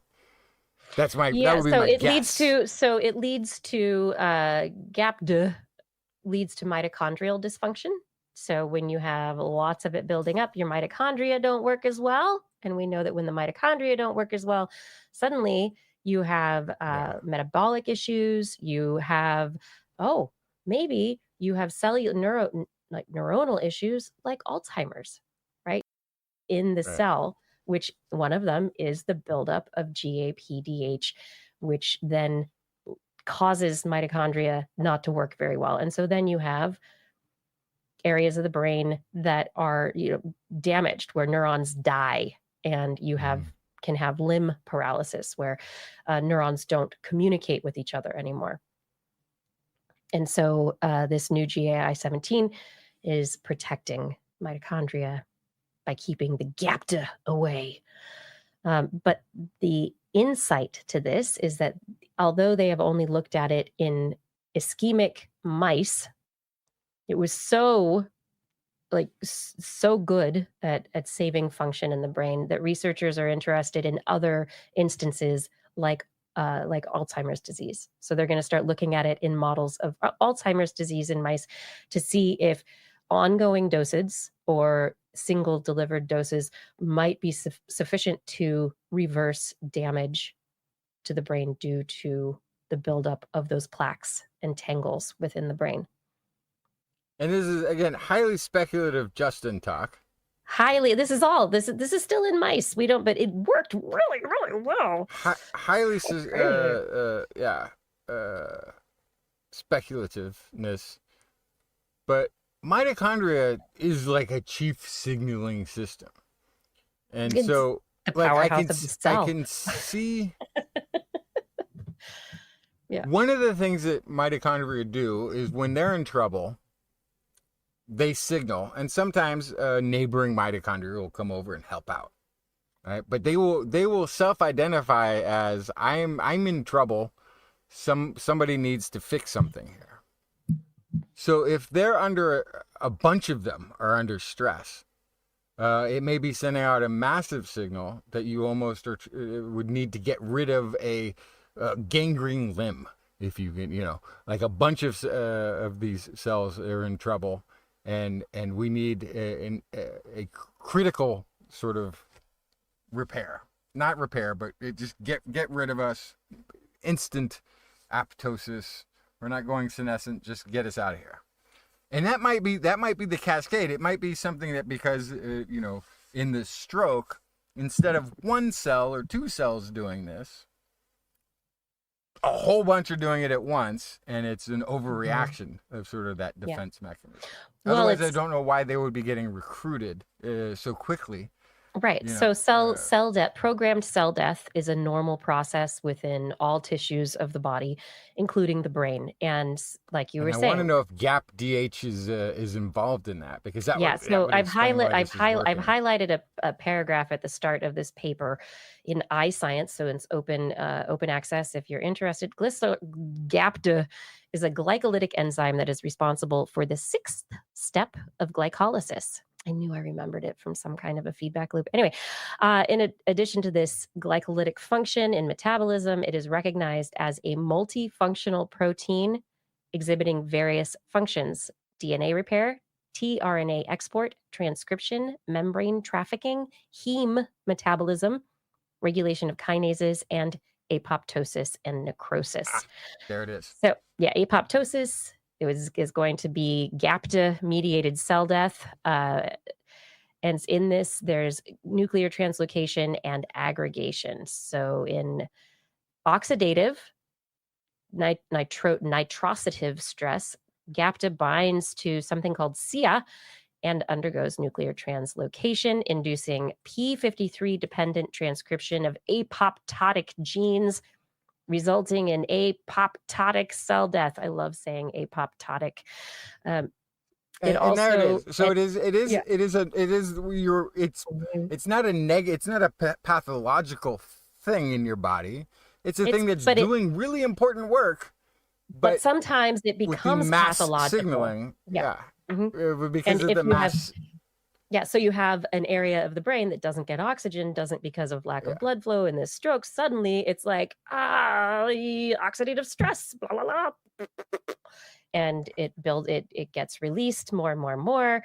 And when it does that, it can create amyloid-like fibrils and cause cell death in vitro, in living organism. Or in vitro, in vivo, in vitro, in a dish. But the amyloid-like fibrils are another part of that, like, interesting process. Well, it's like if somebody has surgery and something gets left behind, it'll get covered up. The body will try to sequester it with this fibril tissue to keep it away from everything else. I love this. It's very much like the zombie apocalypse is broken out in part of the brain, and the solution is we'll put a big dome over that part of town, and so none of the zombies can get out. That's one of the other statements here that I think is interesting from previous research. GAPTA overexpressing mice treated with methamphetamine, which causes robust oxidative nitrositive stress in the brain, also display abundant GAPTA aggregates and neuronal cell death in vivo. That's in living organisms. So anyway, what they've done is this is just part of a signaling cascade that leads to cell death. But what they have done is they've created a molecule that can block it. Right. So, but the long story that I was trying to get to though then is but that it can rewind damage 6 hours later. Rewind damage. That's brilliant. However, This is not something you would ever want to take preventatively because you would be preventing necessary cell death. Yes. Right? But in a state of this is not a process that we want to genetically fix to make us immune from a thing. This is normal. It's good. It's normal. And now the question is, how then? The second follow-up question is, how long then does it last beyond that? Like, what's the half-life? Like, are we gonna have rogue cell building taking place for months and months? I mean, granted, you want to rewind the stroke damage immediately, and that's the priority anyway. But there could be a recovery downside to it as well.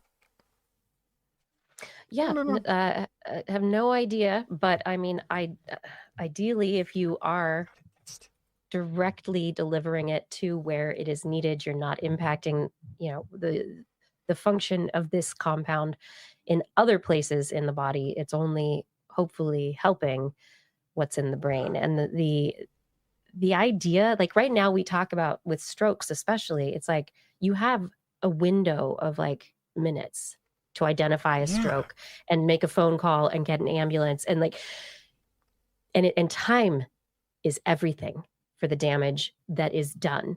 And it's like after a stroke, the extent of the stroke, the damage increases with time. And that 6 hours later, they were able to rewind. That's hit. Wild. That's nope. Wild. That's so huge. Mice are fine. I really, really want to be a mouse. Can I be a mouse? Be a research mouse. Everything's solved. I know. Tell me a story, Justin. Yeah. Oh gosh. Okay. I don't even know what I brought.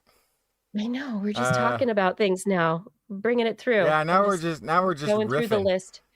We're just riffing. Oh, but it's riffing on the stories that we brought. I mean, kind of. Yeah.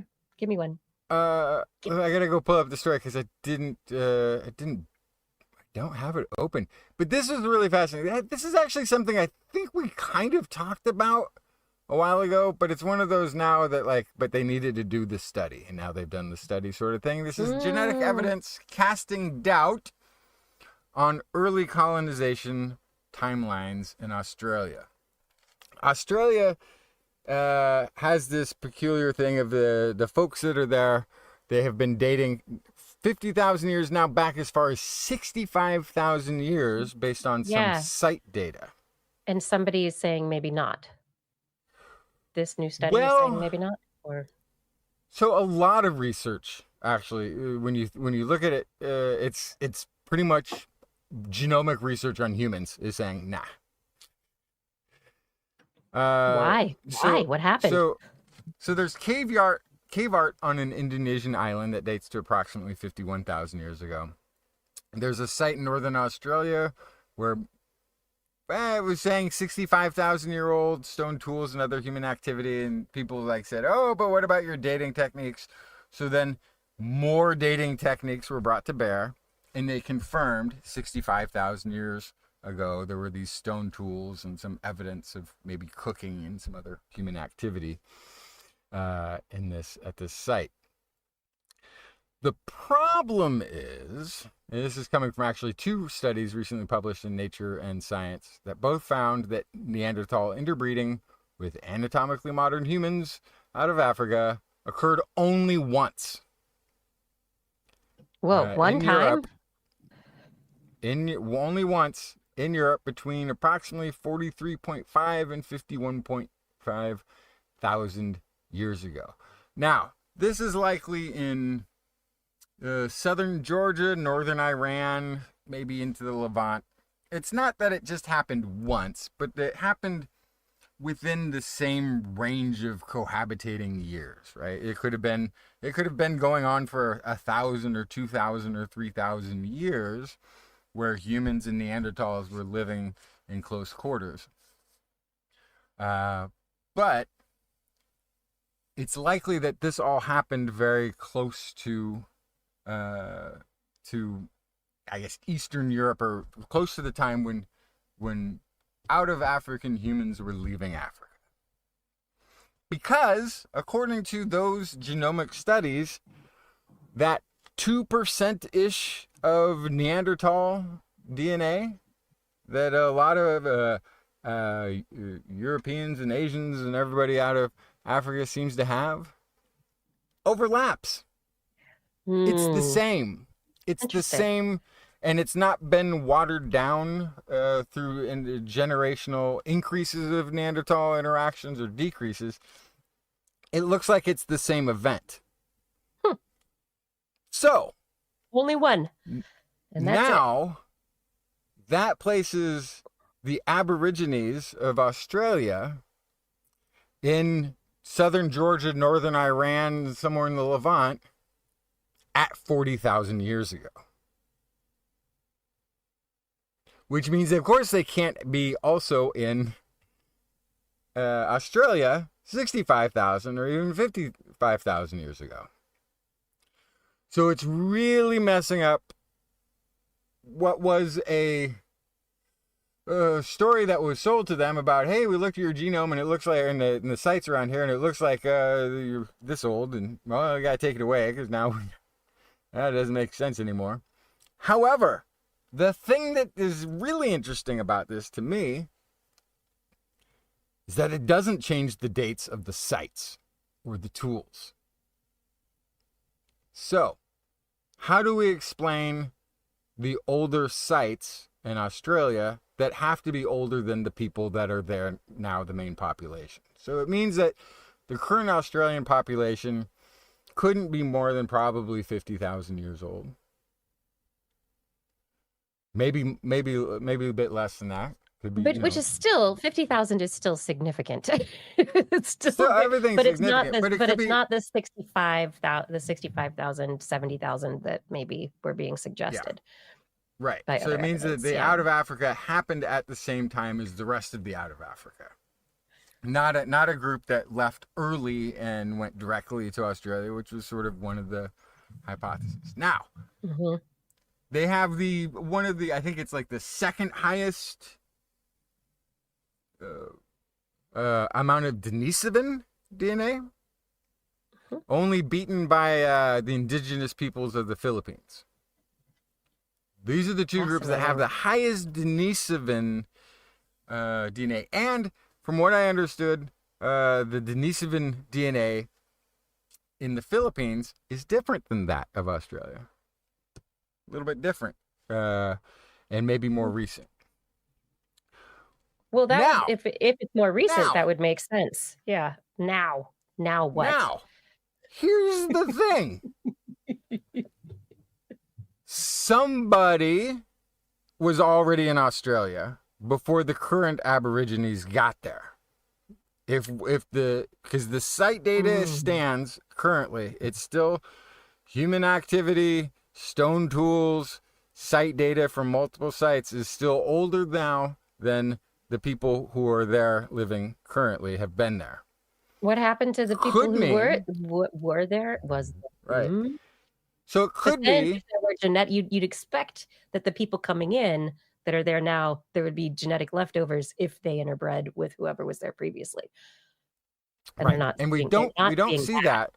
Yeah. Well, we could be seeing that. So the way that we could be seeing that is that population that was the previous population of current modern humans may not have had an interbreeding event with Neanderthals, meaning they wouldn't be diluting or changing or altering that Neanderthal signal. So but there could be other signals. It could still be that there was a group of early humans 65,000, 70,000 years ago. Non-Neanderthal, current modern humans that made it to Australia. Before it could also mean, it could also mean that there were Denisovans already in Australia, and that's whose evidence we're seeing. Yeah, that's a possibility. I could see that. Yeah. Fascinating. Very unlikely that there were any Neanderthals. More and more, it's the case for Neanderthals, basically east of Iran, are very, very low. Because while we see these percentages of Neanderthal in current modern human populations in East Asia and Oceania and everywhere else east, they're the same event. as Mhm. everyone in Europe. It's the same Basically, event. Neanderthals were like, I like this space. We're gonna hang out over here. We're not Yeah. gonna we're not gonna But the move over these other further, the areas. Yeah. closer you get to Oceania, Australia, the closer you get to the Philippines, the higher the Denisovan content. Yeah. So, very fascinating. So, upending a little bit of current modern human history with some maybe more ancient current modern Maybe, or but we don't know archaic yet. human histories. No, Yeah. it's a now, but it's. Oh. And I think we talked about this before, because like the whole, one-time event didn't make sense with the older populations. Now, Yeah. what else did I say I was going to bring? Oh, let's talk about Stonehenge. Ooh, we always love this one. Well, Stonehenge there's is this good. one thing about Stonehenge. It's made of there's rocks. There's these things called the blue stones. And they're not the iconic, really giant standing ones. These are like smaller. But they came from some 200 kilometers away. They've been sourced very reliably to outcrops in Wales. 200 kilometers from the Salisbury Plain where Stonehenge is. Okay. There's been two versions of how they got there. One is, well, humans brought them all that distance, Gosh, what a long way to carry a bunch of giant rocks, right? And the other has been, there was a glaciation event that moved the rocks there, and that they got incorporated because they were nearby, and that was it. And so it all comes down to this one bluestone called the Newall boulder, because that's who discovered it in 1924. And this one's interesting because it was the only one that's been found that was like dug up and discovered and wasn't already like sitting out in place and exposed for a long time. So it was the one that had the best chance of sort of identifying whether or not because it looked, if it was brought by a glacier, and that it was missed by the builders. And if it wasn't brought by a glacier, then it was left there by whoever brought it, and it should show signs. So anyway, they did a new analysis on it, and humans brought it. There's no sign in the entire region, apparently, on the plains, of any glacial deposits, bluestones or otherwise. Like real thorough analysis. Odd. Yeah, like it would be the only stones that would have been brought, and they would have been left right, around Stonehenge. So that doesn't really make sense. Then they also looked at the weathering patterns and that sort of thing, and they could actually see, the stone looks like it broke off on one section, but it was actually worked over, modified on another part. And they think it was a broken off piece of a larger bluestone. That broke off there on site. So anyway, ancient humans carried stones 200 kilometers for reasons. For reasons that we do not know. No, I think that would be the real fascinating mystery to me of Stonehenge. Isn't I get monolithic building, you got a bunch of big stones, build a thing, make it look cool. I get that. I want to know what the journey was. Was it months? Was it years? Did they, bring these giant stones along as a makeshift dwelling as they trudged across ancient Britannia? Why? Did they have the plan that they were going to build a thing and then went looking for rocks, or did they think what? We like these rocks. No. Let's take them everywhere we go, no matter what we're doing. I want to know what that life on the road with the big rocks was like. Well, it was a rocky road, but they had the stones to do it. So. Oh gosh, the pun machine that is Christian Stanford. And then I guess the last story I will bring, a tumbler. Yeah. For tonight is, I'm only bringing this, by the way, because it was the most popular story that I've written. It's well over 1 million views. So people seem to be interested in the fact that a clinical trial shows taking blood pressure medication at night improves nocturnal and daytime control. So this is a research out of Sichuan University in China, revealed that bedtime antihypertensive medication dosing improves nocturnal blood pressure control over morning dosing in patients with hypertension. It also found that by taking it at night, there were less increases than the daytime users were doing. There was less chance of them needing to up their dosages. It's interesting that even though this is, again, a very current research study, a lot of people have anecdotally noticed this, and it's actually a recommendation, I think, in the Mayo Clinic. It's like one of the... So it's been noticed, that connection has been noticed before, but here's research that is reaffirming or went to go look at the thing that people were noticing and then found, yeah, we actually see it when you do this bedtime dosing versus morning dosing. And it may have a lot to do with that circadian rhythm, right? So your blood pressure should naturally be going lower as you're going to bed and getting your sleep. But if you have hypertension and you took your meds in the morning, they may be staying kind of high at night. And that might be messing up that whole circadian rhythm. So, and then there's like a downstream effect of all sorts of other processes that may be relying on that rhythm to know when to do things and when to do work and when to be protective of your body. And anyway, it makes sense.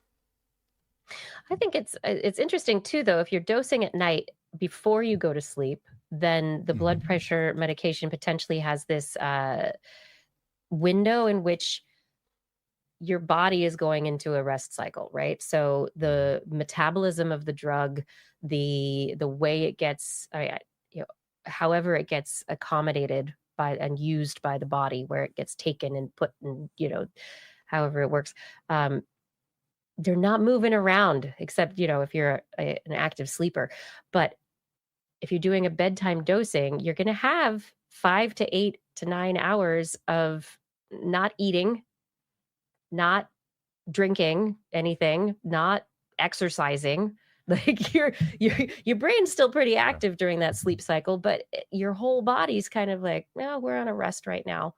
So that aspect of the circadian rhythm is very important. But I've always wondered about, how drugs are metabolized or supplements. People say you have to take this in the morning, that at night, this is it. But it's fascinating that this is actually one where they are showing this relationship to be bearing out with truth.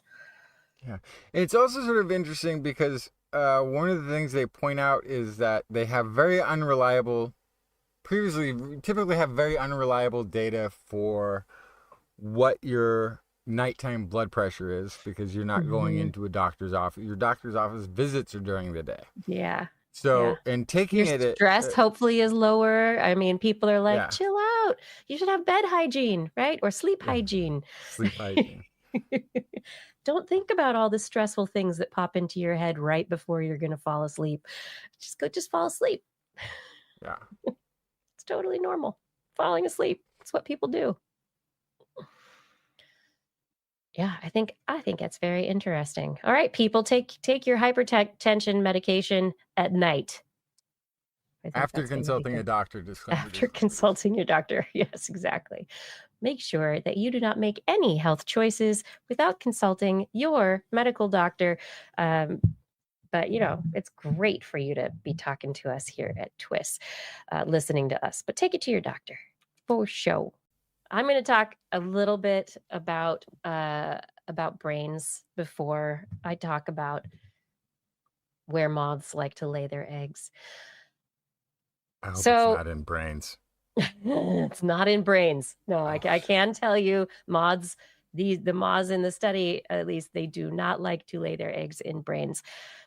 But when you just heard that, like, and what memories do you pop up? Do you immediately start thinking about moths that you have known and loved? Or do you start thinking about more, do you think of more meaningful stuff or more surface kind of things that are like, I saw a moth yesterday versus moths are nocturnal and moths are this, the death's head moth is a sign of blah, blah, blah, whatever. Deeper concepts. I picture a light bulb. Is that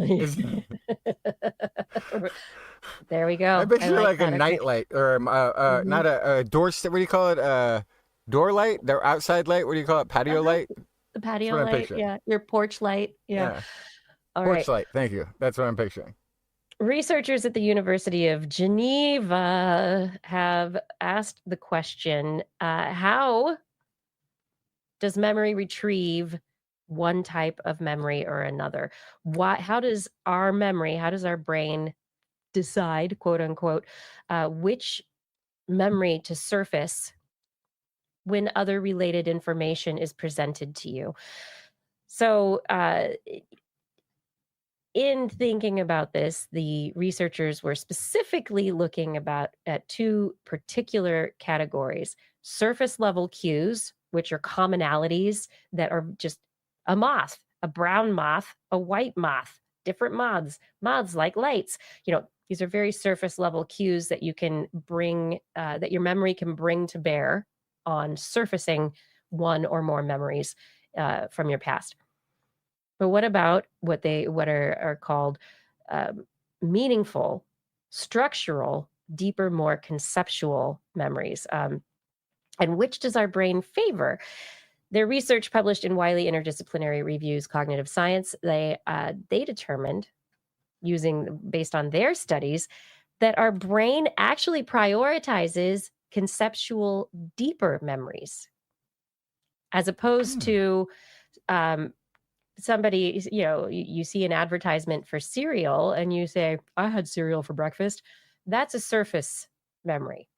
But if you start thinking about conceptual aspects of harvest grains or, other conceptual aspects with your memories that are much deeper, in your brain actually prioritizes those. And so the researchers found this very interesting, in that if you can provide connections for people to create deeper, more conceptual, structural understandings of topics, deeper memories, that potentially you will lead individuals to surface those memories and have deeper, find deeper threads among topics within their daily life more and more often. So they approach this from the idea of developing teaching tools to introduce new mental categories, that if with teaching tools, the tools can encourage the formation of deep contextual links, that this could lead to greater understanding of course content or informational content. But even beyond that, I think it just gives some very interesting insight into that your brain is going for deeper understanding and concepts more often than it's just looking at like blue eyes, surface commonality. It's not just a pattern recognizer.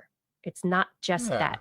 And the memories that it is surfacing are usually, if they're there, if you have that link, your brain is going to give you something that's more rich. Well, yeah. Yeah. I mean, but wait a second. Think deeply, everyone. But wait a second. No. Okay. What? That's just like thought connotation or like concept connotation. Like that's like, yes, that's obviously how the brain works. Is it? I sometimes, I get it. They're isolating. It was I think consistent. so. Mm-hmm. I think so. because I mean, maybe not, but I think it's got to be the majority of people. But it seems like one of those studies, like when you were talking about this a while ago, or you and Blair were talking about this, about when science says there's no evidence for something. That doesn't necessarily mean it's proving that negative. It's maybe just saying we haven't looked at it yet. Yep. So it's good that they looked at this. But when they say this, it's also like animals show that they have some form of intelligence. Well, yeah. Yes, thank you. Yes, I feel like that's one of those. Didn't we just always know this? Isn't that how all of storytelling works? Yeah. Yep. Abstraction, right? It's the high abstraction layer that our brain provides. Our brain really likes abstraction and concept and story, metaphor, as opposed to simple pattern recognition. Yeah. And in terms of knowledge transfer from one paradigm to another, that, you teaching in ways that lead to greater structural or understanding or greater abstraction of concepts is going to lead to easier transfer between paradigms, as opposed to, here are your multiplication tables, now divide, or here are your multiplication tables, now work in a grocery store. It's the transfer between the two is not as simple as so the abstraction is important for real knowledge transfer and understanding. That's basically what this is coming down to. And we've been friends for a very long time working on this stuff. Do you think that we are more in sync with ideas and with things that we talk about than we were when we first started hanging out doing the show? No. Well, I think honestly, I think that that's why we started doing the show, is because we were like pretty in sync on a lot of these things. Yeah. Like in how we, like, you know what I mean? We talked a lot before the show happened. There was a lot of that. Yeah. So I don't know that we, even with the many, many years, I mean, there's definitely aspects of like, I can start to talk about a thing and you can be like, I know where you're going. I got to say this. I know you're going to say that. Like, there's a little of that where we're in sync with what that conversation flow is going to be before it really unfolds sometimes. But interestingly, I think if you and I took a worldview poll 20 years ago and took it again today, I feel like we'd be pretty close. Probably pretty close both times. Yeah. Well, thinking about that, there is some amount, we've talked about it on the show previously, there is some amount of brain synchronization, neural patterns in different areas of the brain that are synchronized between people who are friends. You have similar likes, dislikes, various, you like to talk about certain things, whatever.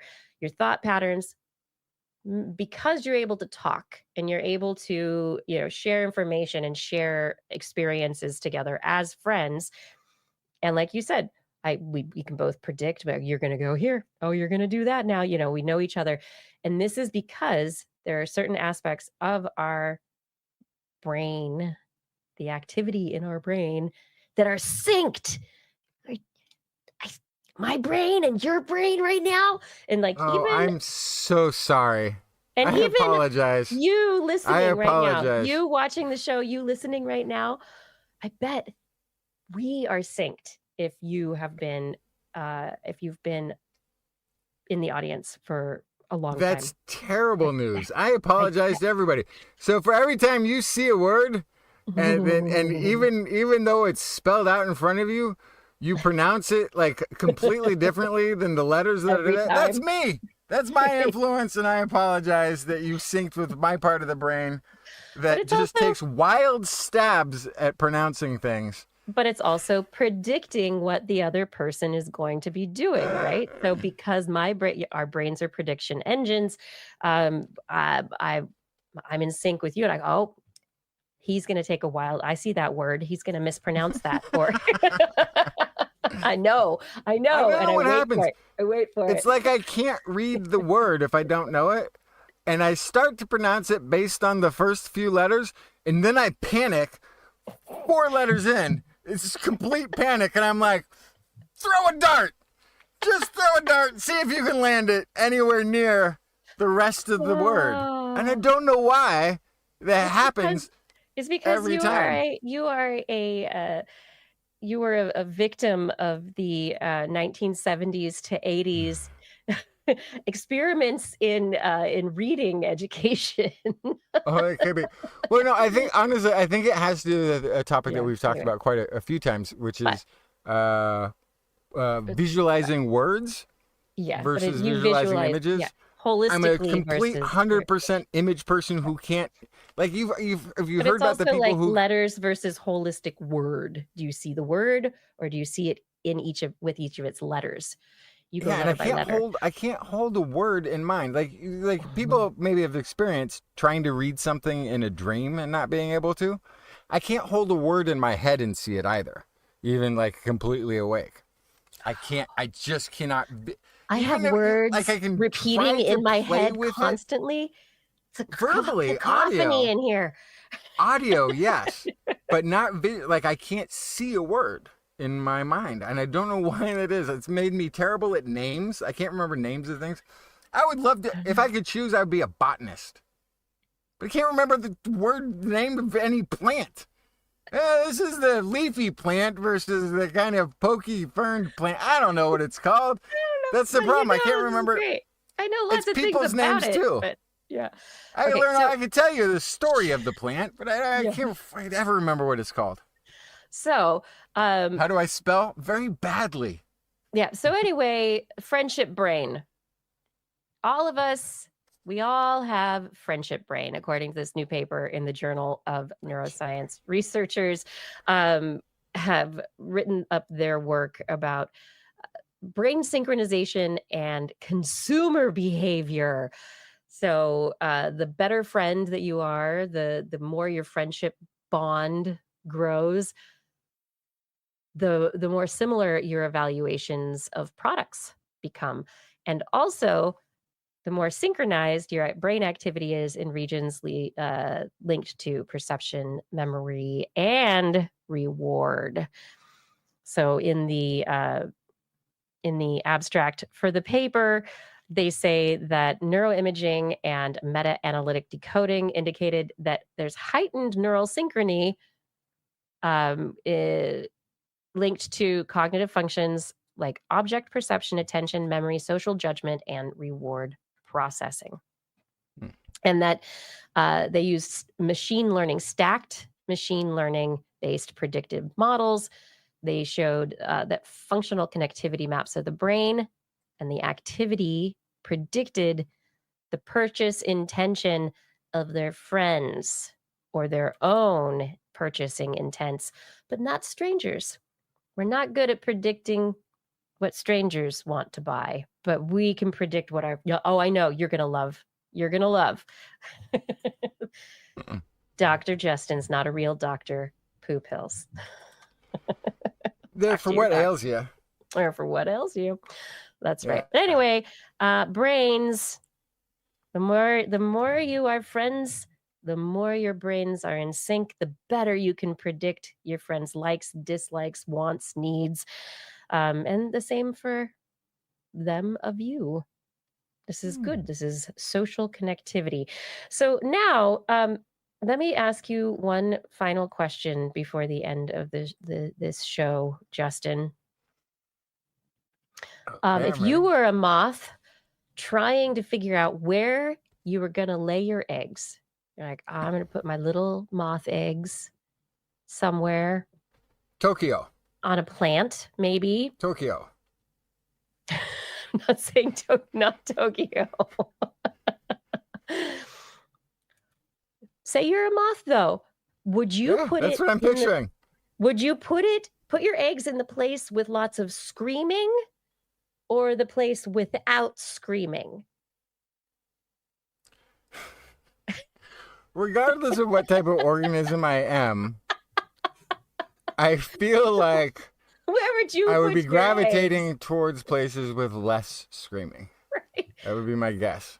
I like places with less screaming as well, unless, of Yeah. course, it is a haunted house I'm going to on Halloween or Even then, I don't need that. an I don't need amusement that. park, roller coasters. Yeah. So anyway, That's what I was thinking. Mothra. surprise, surprise, surprise. Surprise, surprise, surprise, surprise. I'm really not surprised. Researchers have published in the journal eLife their study of moths and where they want to lay their eggs. They gave them all sorts of options, and it was based on a previous study in which they discovered that plants scream. So when plants are stressed out, like they're dehydrated or they've been bitten, that they scream. And the researchers, and we talked about this a little bit, and it's not screaming per se. I mean, it's definitely outside the range of human hearing, but there are sounds that are made by plants when they're stressed out. I love that it's been sensationalized into plant screaming for the good of the study. And so I'm just gonna play you the sounds of plants screaming. What? I still didn't hear it. You hear the tick? No, I think I'm Let me see if I too can. old of a man I don't to think hear so. that anymore. Completely changed. Yes. The kids Well, out let there me- are probably going like, "Oh gosh, it's It's so not. terrible." Well, let me see if it should share audio. Like the mosquito. You frequency. try again. Turn up your headphones.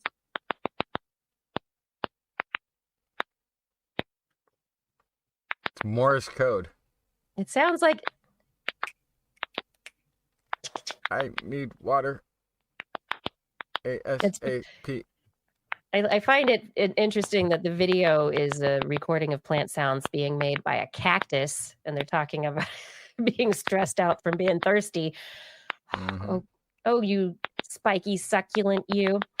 Anyway, this is what it sounds like to a moth. And That's so the amazing. researchers, What is making that sound? it is the release of compounds that when the plants are cut or they are or they've been damaged or they are dehydrated, stressed out, they emit popping or clicking noises there that are at these ultrasonic frequencies, and it could be the pores. It could be all sorts of it could be different things that impact what actually is making the sound. When plants scream, when shrubs cry, when plants scream. Years ago, they found out that plants can detect sound, so they looked at whether or not the plants could produce sound, and so they determined that these plants are they're emitting popping or clicking noises that are too high pitched for us to hear, but these stressed plants are making these sounds. It's not clear how they're being produced, though. So that's one of the next questions. We don't know exactly why, but they are making the noises. And so then the researchers said, what about other animals who might be able to hear the frequencies of the sounds being released by the plants? Mm-hmm. And so they're like, hey, let's look at some moths that like to lay their eggs on plants. And so they had 2 boxes, no plants whatsoever, and they had 1 box, and the moths wanted to go lay their eggs somewhere. They put 1 box that had playing a recording of screaming plants, and the other one that didn't. And it was a higher than chance result that they went into the box with the screaming plants. The screaming plants. They went there and they spent more of their time in the screaming plant box. Remember, there's no plant in there. It's just the sound. And so then the next experiment they did was to move a little bit further and to see whether or not the moths were interested in plants that were stressed or not stressed. So they weren't playing the recordings. They actually had the plants. So first, boxes, no plants. Second, plants, stressed, no stress. And the moths selected the plants that were not stressed out. So what they think is the screaming indicated there were plants, whereas the silent box, the no screaming, is no plants. So screaming plants are better than no plants if you want to lay your eggs. Okay. And they did a number of different alterations. So that means that healthy plants might be making a sound too? Different? Not that sound, maybe a different sound, Different but sound? they haven't recorded that. They haven't seen that. They have recorded healthy plants and they haven't found a sound that's like this popping screaming noise apparently. But that would have to be the right? Wouldn't that have to be the impetus to go to the screaming one because at least you heard some plants there. If it was right. if the plants are normally silent, you'd still go look for them. So you're looking for your plants, right? So you're going to find the screamy ones. But then when you are given the option of a stressed plant and a not stressed plant, then you're going to take the not stressed plant. And when they, on the third time, they put the moths back in the boxes and they said instead of the plant noises, they put in male moth mating calls against nothing. And they found that the female moths who already wanted to lay eggs were not interested in the male mating calls. So we're done with that. The moths can hear. The moths differentiate between sounds they're interested in and not interested in. The moths choose plants over no plants, if that's the only option. And they would rather not choose the male screaming moths, but they do prefer to lay their eggs on unstressed plants. So anyway, if you would like to keep moths from laying their eggs on your plants, you should stress them out. So your plants will be screaming all the time, but you couldn't hear it, but the moths will. This is why all of us who have not very green thumbs in this world and have plants that are just like scrawny and whatever, we're doing great. The moths are not laying eggs on our plants. It's great. It's perfect. I didn't know this was a strategy of mine until now. I am protecting my plants by not watering them regularly. I try. Yeah.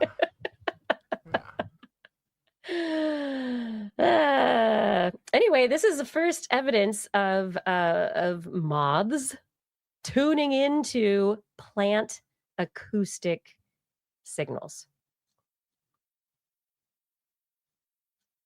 Yeah, I've heard about plants wild. tuning into insect acoustics, but I've never heard it the other way around. Yep. They're talking to each other. Yeah. Wild. Yep. So the plants are listening. The plants are talking. The moths are talking and listening. Like everybody, it's a noisy world out there. Yeah. So everyone sleep well. Surrounded by your screaming plants, knowing that they are not going to be interesting to the moths. Not today. Not today. Thank you for listening, everybody, tonight. Thank you for being here. I think we've done it. Have we, Justin? I think we've come to the end of yet another episode of This Week in Science. We have done it. All right, everyone. So at this point in time, I do like to say thank you. Thank you, all of you in the chat room. thank you for being here, for talking, for sharing, for commenting on my wonderful large glasses. Yes, I know I'm wearing very large glasses tonight. I broke my better regular smaller reading glasses. I need to get them. I need a new pair of reading glasses. Maybe like a real pair of grown-up glasses someday. I don't know. We'll see what happens. I don't like glasses. I don't know. This is like, I don't know. I'm just gonna wear an optical face mask in the future. It's like a face shield almost. You see that going. I know. It's super fun though. I can have like googly eyes. Hypnotic hypnotoad eyes. Yeah. So thank you all for being here and joining us for our hypnoscience episode full of misinformation. Thank you so much for joining us. And I have to give the shout outs for sure to all of you for keeping it civil, being respectful. Thanks, Arnlor, Gord, others who make sure that everybody's being nice to each other. Be kind, be thoughtful, have fun, right? Be curious. Let's all do well in this world together with each other. And I do have to shout out also, Fada, thank you so much for your help with social media and show notes. I know sometimes things show up last minute. It's just always a great help, the help that you give. Identity4, thank you for recording the show. And Rachel, thank you for editing the show. And thank you to our Patreon sponsors. Thank you to Robert Norland, Robert W. Farley, Lauren Gifford, Dana Lewis, Eden Mundell, Alan Viola, Aaron Anathema, Arthur Kepler, Craig Potts, Mary Gerst, Teresa Smith, Richard Badge, Bob Coles, Kent Northcote, George Corris, Pierre Velizarb, John Ratnaswamy, Chris Wozniak, Vigard Chefstad, Donathan Stiles, Ali Koff, aka Don Stylo, Ali Coffin, Schubert, Don Mundus, PIG, Stephen Alberon, Daryl Myshak, Andrew Swanson, Fredus 104, Paul Ronovich, Kevin Reardon, Noodles, Jack, Brian Carrington, David E. Youngblood, Sean Clarence Lamb, John McKee, Greg Riley, Mark Hessenflow, Steve Leisman, aka Zima, Ken Hayes, Howard Tan, Christopher Rappin, Richard, Brendan Minish, Johnny Gridley, Remy Day, G. Witten Lattimore, Flying Out, Christopher Dreyer, Artyom, Greg Briggs, John Atwood, Rudy Garcia, Dave Wilkinson, Rodney Lewis, Paul, Philip Shane, Kurt Larson, Craig Landon, Sue Doster, Jason Olds, Dave Neighbor, Eric Knapp, Lon Makes, E.O., Adam Mishkan, Kevin Parachan, Bob Calder, Marjorie, Paul D. Disney, Patrick Pecoraro, and Tony Steele. Thank you for all of your support on Patreon. And if you are not a Patreon supporter yet and would like to be, head over to twist.org and click on the Patreon link. I want to read your name. Okay. Come on. Let's get it in there. On next week's show, put my name in there. We will be back Wednesday, 8 p.m. Pacific time, broadcasting live from our Twitch, YouTube, and Facebook channels. Want to listen to us? Listen to us as a podcast? Do it. Well, you highlighted one, so I figured you weren't showing up until way over there. Nope. Want to listen to us as a podcast? Just Google This Week in Science in wherever podcasts are found these days. And if you enjoyed the show, get your friends to subscribe as well for more information on anything you've heard here today. Show notes, links to stories are available on our website, www.twist.org, where you can also sign up for a newsletter that may or may not ever show up. It'll show. It really will. I know it will. This is is it still me? Yeah. We love your feedback. If there's a topic you would like us to cover or address, a suggestion for an interview, a haiku that comes through the night, please let us know. Just be sure to put TWIS, TWIS, somewhere in your subject line. Otherwise, your email will be spam filtered into a screaming plant. You'll run screaming from it. Ah. Is it still? I got more. Oh, gosh. Oh, yeah. We look forward to discussing science with you again next week. And if you have learned anything from the show, remember, it's all in your head and your friends. This Week in Science. This Week in Science. This Week in Science. this week in science, it's the end of the world. So I'm setting up shop, got my banner unfurled. It says the scientist is in, I'm gonna sell my advice. Show them how to stop the robots with a simple device. I'll reverse global warming with a wave of my hand. And all it'll cost you is a couple of grand. 'Cause this week's science is coming your way. So everybody listen to what I say. I use the scientific method for all that it's worth, and I'll broadcast my opinion all over the earth. 'Cause it's This Week in Science. This Week in Science. This Week in Science. Science. Science. Science. Science. Science. This Week in Science. This Week in Science. This Week in Science. This Week in Science. This Week in Science. This Week in Science. This Week in Science. This Week in Science.